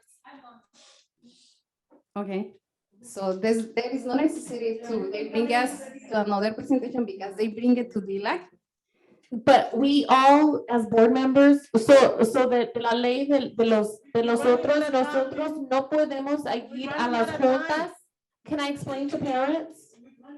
I understand that, but they have a right to understand. We're here for them. They're here. Let's talk to them. So, te quiero decir que es la ley de nosotros que los miembros de la mesa no podemos ir a cada junta y no podemos ir en total. So es más mejor que vienen en nosotros para dar presentación porque ese es legal. Pero para nosotros entonces ustedes van a dar presentaciones 2, 3 veces porque nomás 3 personas pueden ir a las juntas en una vez. Porque es la ley. Nosotros los gente que van a cada junta no es legal. Nosotros nomás podemos ir para si ustedes invitan para una presentación. Esa es la razón que yo no me voy todos los juntas, porque yo sé que hay otros que van. Pero si ustedes me van a invitar, yo me voy. Y hay veces que yo voy, pero es la ley. Eso es que pasa, ¿ok? Para ustedes pueden saber la información muy bien. Thank you. Thank you, parents, for inviting me to all your meetings. Thank you so much. Thank you. Move on because we only have 1 hour and I need to get moving this. I would like us to consider taking 10.4, 10.5, 10.6. Can we do it all together? Yeah, all together. I second that, Mr. Escama Brian. Any comments from the board members? Here none. Everybody who agrees say aye. Aye. Okay. No. Is that voting to vote them all as one? Yes, it is. We already said it. We are voting. No. Okay. No, okay, so please, 1, 2, 3, we got 4 to 2, please, to be placed in the record. Superintendent report, back to you, Mr. Ramirez. In the interest of time, I just want to reiterate my gratitude to the family and in the loss of our student this week. Was really humbling to be around our staff. I think a lot of people came through and spent a lot of time. I think that was one of the times as a whole group, we were able to come together and work together to see how we can get our kids to get through the week. So thank you to all that are here that were there and much appreciated. And also, muchas gracias, señoras, porque vinieron. Ojalá que nos visiten más. Gracias. Thank you. Now we have 12.1, approval of purchase to get focus in curriculum for every freshman student and SUSD. I need a first and a second. I second. Discussion. Yes. Okay, none? Oh, discussion, Maria? What is the purpose of this agenda item? Villaseñor, please, the microphone, please. Our coordinator of STEM, CTE, Nathan Haley, is here to speak to this topic. Thank you, sir. Come to the microphone, please, sir. Superintendent Ramirez, Board of Trustees. So the purpose of this purchase is to buy the curriculum needed to equip teachers to instruct the Get Focused, Stay Focused course. So this is a course that we are instituting across the district to make sure that freshmen are developing a plan for what their high school career is going to look like based around aptitude tests and what their interests are for careers. So it's really designed to get them to think in terms of a 10-year plan and to equip them to do that. In doing a survey of what courses were offered in the district over this last year, we're really seeing that there was a gap in what we're doing to equip our freshmen to be able to do. And so learning what courses were successful, these were being implemented at Chavez High and also at Edison High. And we said, you know what, this is a good opportunity for us to equip this program to make it accessible to all freshmen across the district. Thank you. Any more comments? Yes. From which company are we purchasing this from? So this is from Academic Innovations. Currently, we already use it for about 700 students in our district. And so this would make it accessible to all of our students. Any more comments? Hear none? Awesome stuff. Yeah, Yeah, it's a really good program. thank you. Everybody who agrees, say aye. Aye. Aye. Aye. Motion's passed. Now we have 12.2 from the same company. I'm gonna add 12.2 and 12.3 together. Who will second me on that? Is it Second. Now, first and second comments. It's for 12.3, 2.2, 2.3. Any comments? Yes. Maria Mendez. How are we going to utilize this and when are we going to utilize this? For this school year or next school year? Villaseñor, please get you on the microphone, please. We have our two ECE directors here to speak to these topics.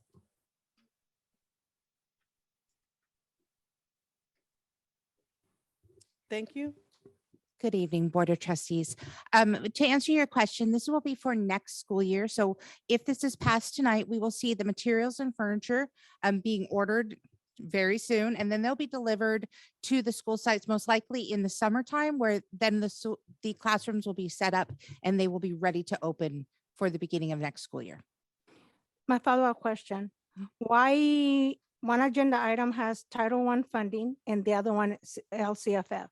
Okay, great question. Title I funding does not allow for us to purchase furniture out of Title I. So we're able to purchase the instructional materials for the classrooms, but not the furniture. So in order to purchase the furniture for the 18 existing classrooms to make sure that they're up to standard, we are able to utilize the LCFF funds.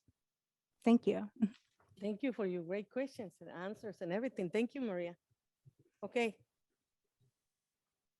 No more questions? All in favor, say aye. Aye. Okay. You moved on too quickly, Trustee Mendez, for 12.1. Not you, sorry.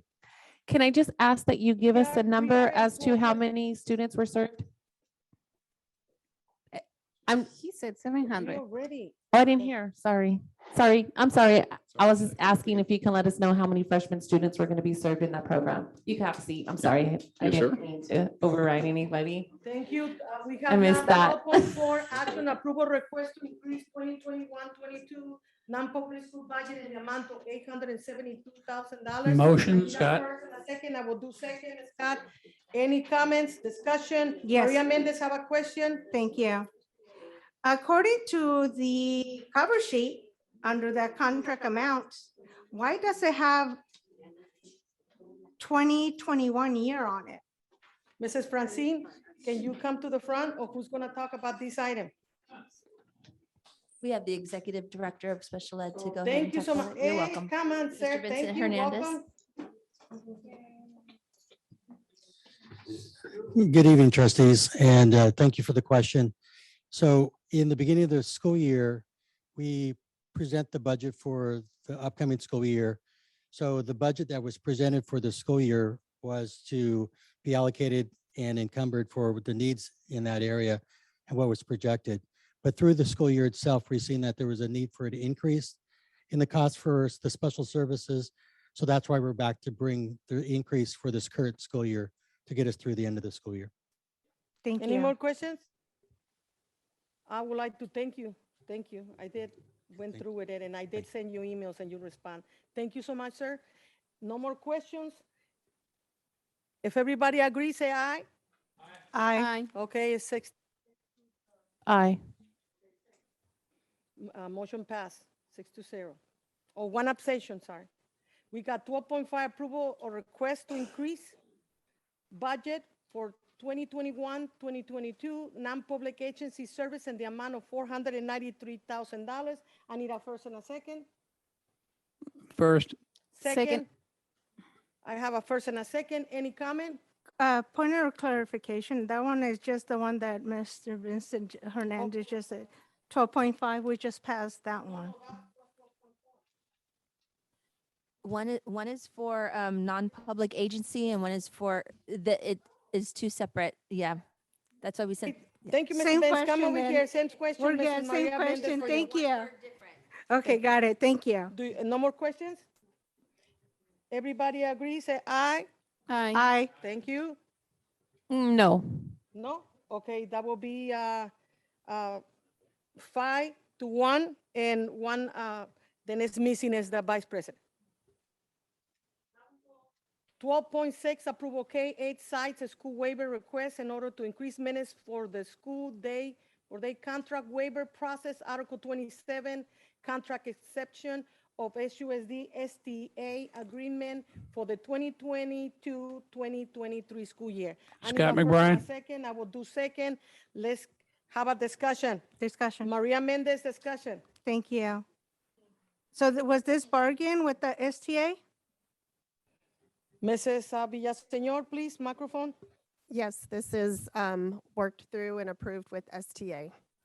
Thank you. I think Mr. Ramirez? I think Miss Lena is just tired. She doesn't want to talk anymore. I saw that. No, they have a lot of energy. They have a lot of energy. Okay, no more discussion? Any more discussion? Everybody agree, say hi? Aye. Aye. Okay, Aye. we have 5-1. You just say yes or no? Okay, then it's 6. Thank you. Now Thank you, we Mr. go- Hernandez. Now we go to 12.7, action approval request for the comprehensive high schools and especially schools to maintain the current waiver schedules through the contract waiver process in Article 27, exception in Article 6111 of the SUSD STA agreement for the 2022-2023 school year. I need a first and a second. Scott McBride. Scott, I will be do second. Maria Mendez, you have a question? Just the same question from the last one, if it was actually bargaining with the STA. Mrs. Villaseñor, microphone, please. Yes, STA is very involved in this process. Any more questions? Thank you. Can you just give me like a 1-minute summary of what this means? The waiver is initiated by STA members and it has to be voted upon with the particular percentage of approval, and it has to go through the STA Executive Board for approval and then come back for HR approval and signatures. So it's STA-led, driven, approved to ensure STA voice is active. Well, look like it's correct the answer. Any more questions? To clarify. I wasn't done, think I'm I can sorry. clarify. Thank you, please, because I I'm still believe- confused. You asked for a summary. Did you, or did she ask for another question? So that typically it's done to ensure that we're adhering to instructional minutes and the opportunity to have an early release day. So there's an additional time shifted in other parts of the week so that there can be professional learning or staff meetings and such one day a week. That's what I was looking for. Thank you. Okay, any more questions? Is there none? Everybody who agrees, say aye. Hi. Aye. Okay. we Aye. have- Motion passed. 12.8, approve renew licenses to the iReady personalized instruction and reading for all K classrooms. I need a first and a second. Motion. Maria Mendez make a motion. Second. By Scott Bryan. Any comments, discussion? Here none. Everybody who agree, aye, say aye. Aye. Aye. Okay. Motion passed. 13.1, approval internship memorandum with understanding with Hampton University multiple subject teaching internship credential program. I need a first and a second. Motion. Second is Kama Bryan. Discussion? Comment? Here none. Everybody who agrees, say aye. Aye. Okay, motion passed. 13.2. No, we're on what, 13.2? We've already go for 13.1. Oh, okay. Now we go Yes. to 13.2, approval salary increase in campus safety in CWA, fluency, outreach specialist classifications. Scott McBrien, Second by Cecilia Mendez. Any comments? I would Yes. like to Maria point out, Mendez, have a comment? Was this negotiated with CSCA 821? Mrs. Villaseñor, microphone. Oh, who's that? Oh, Mrs. Nancy, and now it's for you in the microphone.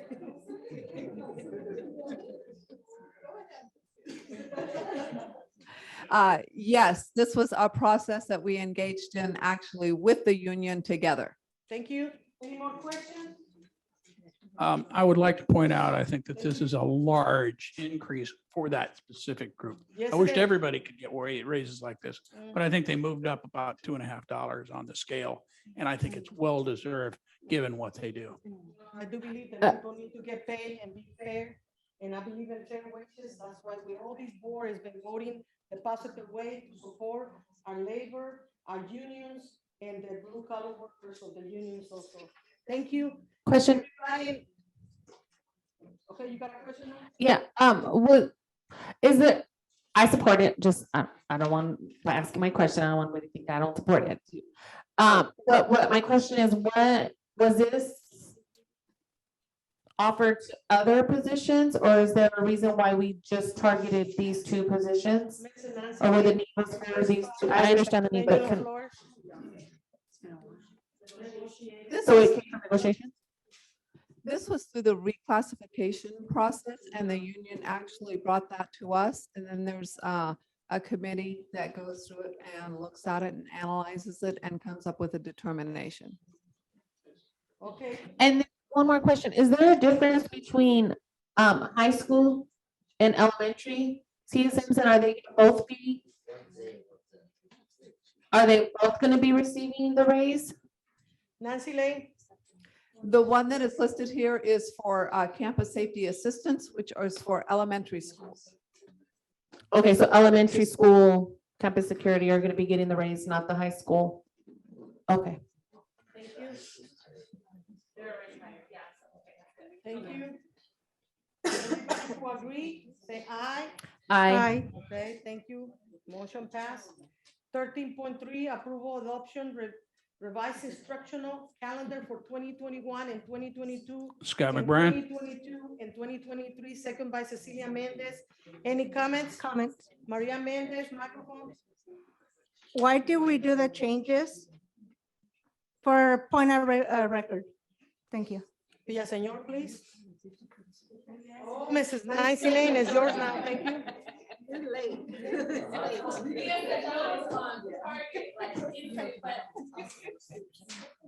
We tired, we need to finish.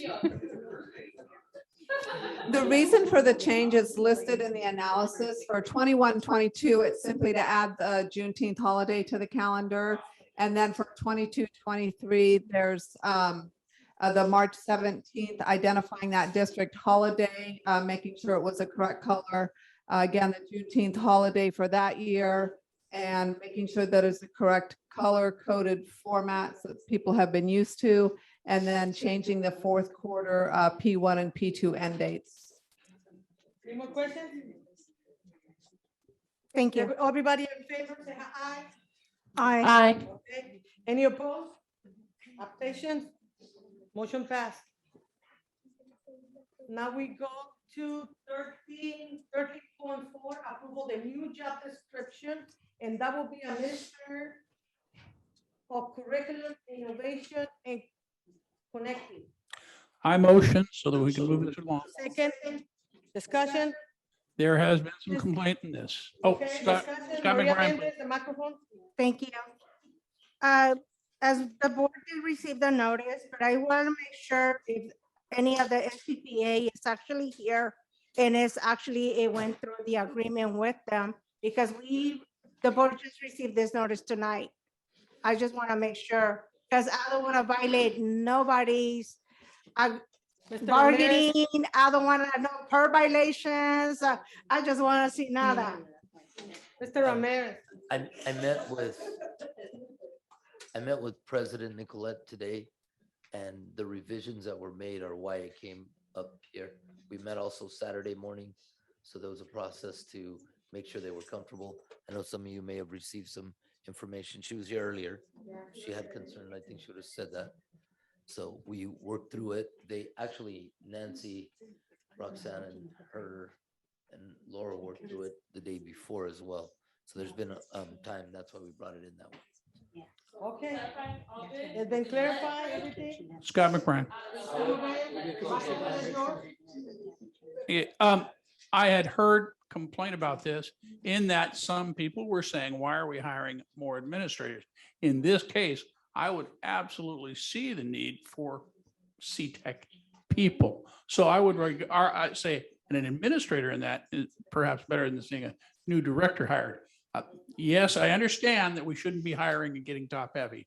However, first of all, this is only a title, and then we have to determine who, and then we have to get the job done. And I'm sure other people will be looking when we make that budgetary request for the real person. Thank you. Okay, thank you. Question.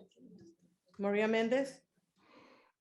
The position is funded through LCAP, but although the board has not received any information or presentation regarding the LCFF nor the LCAP moving forward, that's one of the things that I would like us to start going back to, actually for us to actually start getting the study session from each department with the information.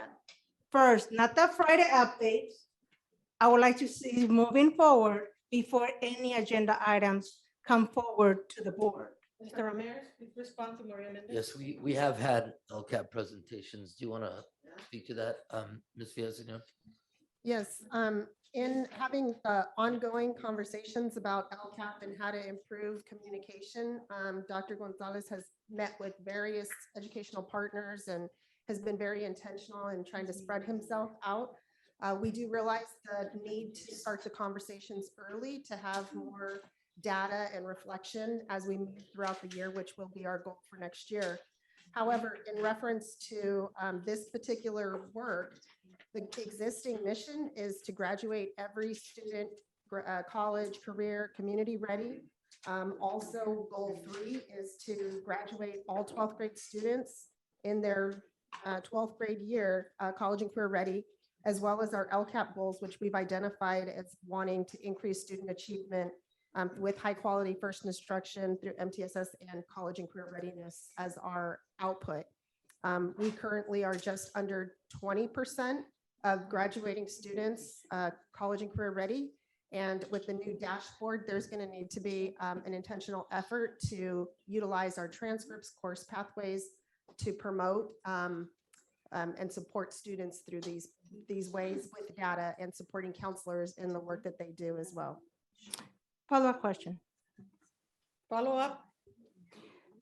But this district already has somebody under the CTE overseeing the curriculum and everything else. Do we need another personnel person? I mean, our enrollment of students is going down. That's just a question. We actually have Mr. Nathan Haley, who works as a STEM coordinator, supporting the CTE programs. And recently we have a work-based learning coordinator to support some of the relationships with business partners to get students jobs. So I would say that it's definitely an area an opportunity to improve and strengthen. Follow-up question? Mrs. Flores, Who is putting the LCAP budget together? That is in partnership with our LCAP director and equity director, Dr. Gonzalez, working in partnership with research and accountability for the extraction of the data and financial analyst and state and federal to work to put all the information together and conduct an evaluation of expenditures and data outcomes and progress made towards each of the action items. You got a follow-up question? Yeah, so I just want to make it, our LCAP director is working with other directors to put the LCAP budget together, and then it goes to who? So, well, our LCAP director is soliciting stakeholder input and working with a team of individuals, analysts, directors, and other members within those departments that I had mentioned. And we have to provide a draft to the county. And we will present the draft to the board pending some revisions or criteria that's required by the county. And so we will be presenting that at the first June meeting. Have an opportunity for ongoing discussion and then vote to approve at the last June meeting. Okay, thank you. And I wanted to say that Dr. Gonzalez I have seen him doing the LCAP and I'm very impressed. He have a lot of patience. He talks to people.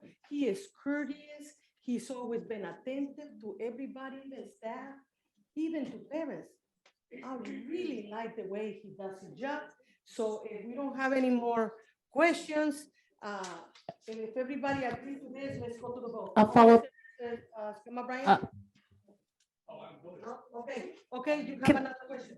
I thank Dr. Gonzalez for his work. He's very kind, very informational. He's very specific in his stuff.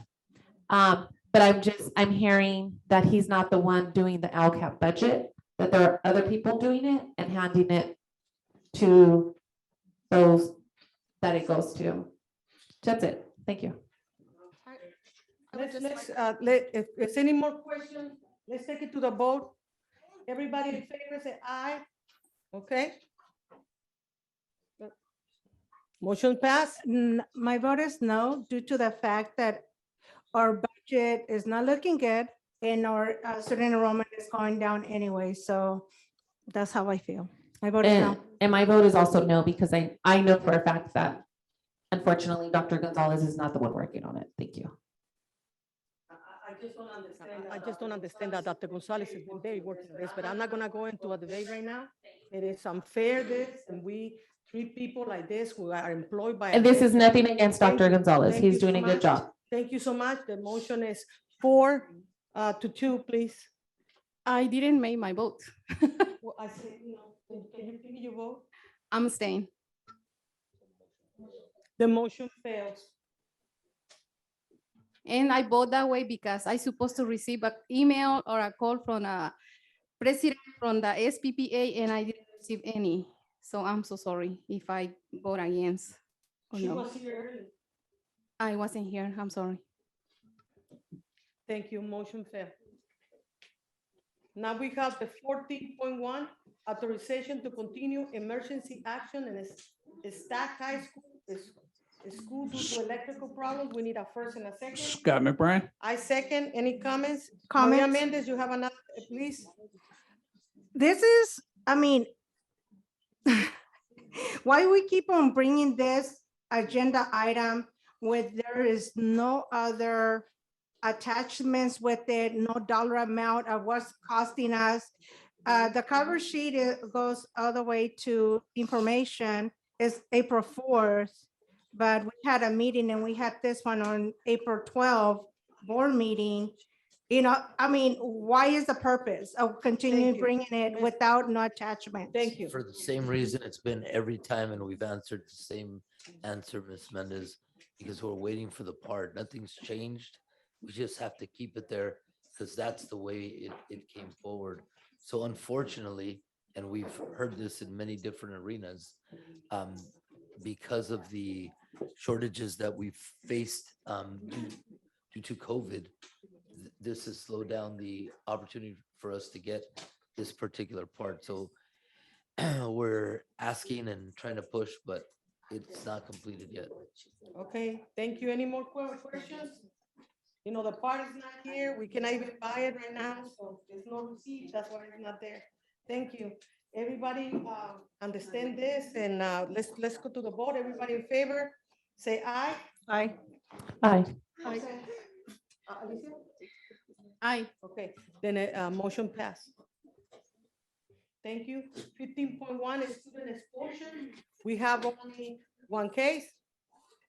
Any comments? No Motion. comments or nothing? Let's go to the call. Rocco, we need a motion in no. a second.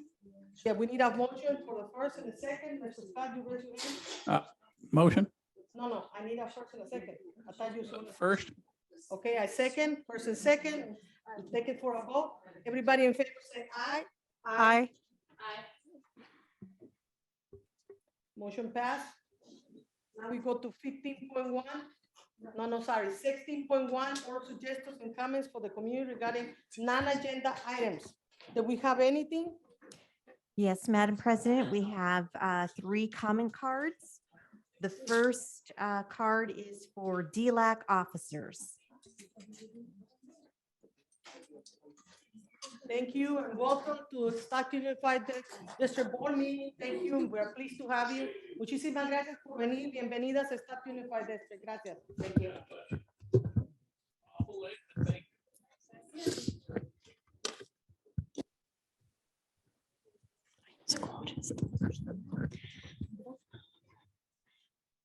Okay.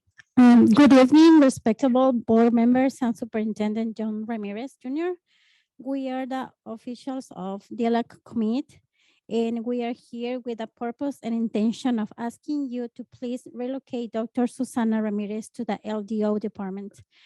We have spent an entire school year without a director, and despite the fact that she being director of the curriculum department and not being the director of this department, has performed an excellent job and has successfully guided education for the benefit of students and has been a great support for parents committee with the collaboration of her work team.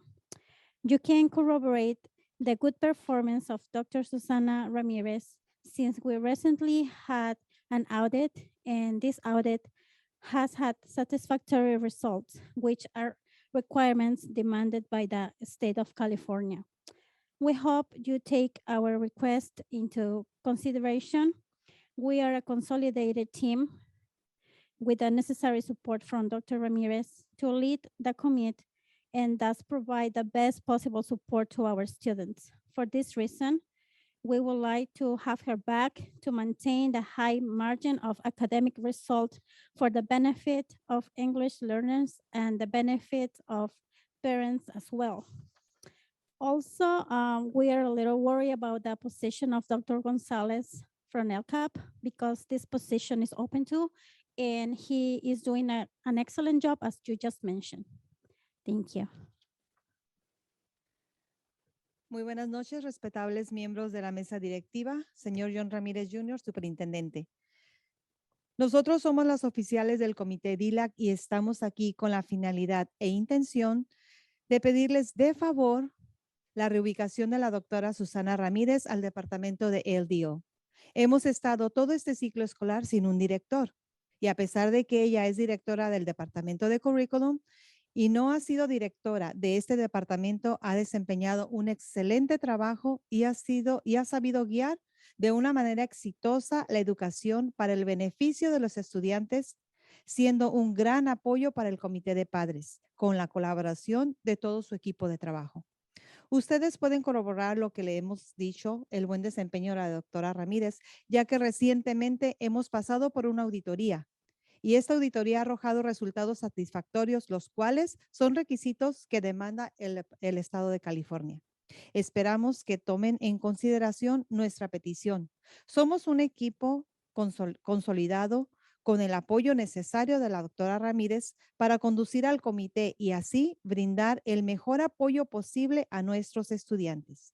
Por esta razón, nos gustaría tenerla de regreso para mantener este alto margen de los resultados académicos en el beneficio de los estudiantes aprendices de inglés y de igual manera beneficiar a los padres. También estamos preocupados por la posición del doctor González en el departamento de LCAP, ya que esa posición también está abierta y él hace un excelente trabajo con mucha paciencia para explicar a todos los padres. Como ustedes lo han mencionado, él hace un excelente trabajo en LCAP. Gracias por su tiempo. So thank you so much for the invitation for presentation for CABE. So we have an excellent leaders, and let us know when you want to hear us, and we show the information to hear. Yeah, Thank you so much for the invitation. we're gonna be in touch with Mrs. Ramirez, so you guys can come in as a group. And I see that Mrs. Ramirez have done for you guys to come, and I know who you guys are, and you know me too. So thank you for your time and staying so late at night. I would Gracias a like to ustedes. Thank you Thank you so so much. much. Muchísimas gracias. Gracias. Dios las bendiga. Can I motion to put a presentation for them on the next board agenda meeting? We need to get in touch with Mrs. Ramirez, with the lady first. Okay, I want to make that on record that Yeah, trustee thank you. Flores is It's gonna be requesting done. that. Thank you. It's gonna be done. Teacher, you can call in sick tomorrow morning. I just, no, I just joking around. You're not gonna come find me. More comments, more comments. Madam President.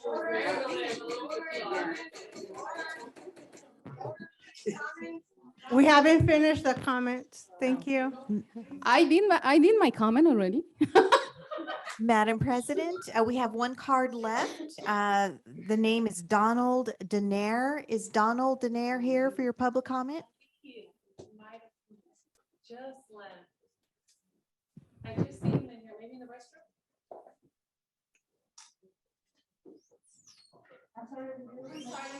Donald Demare.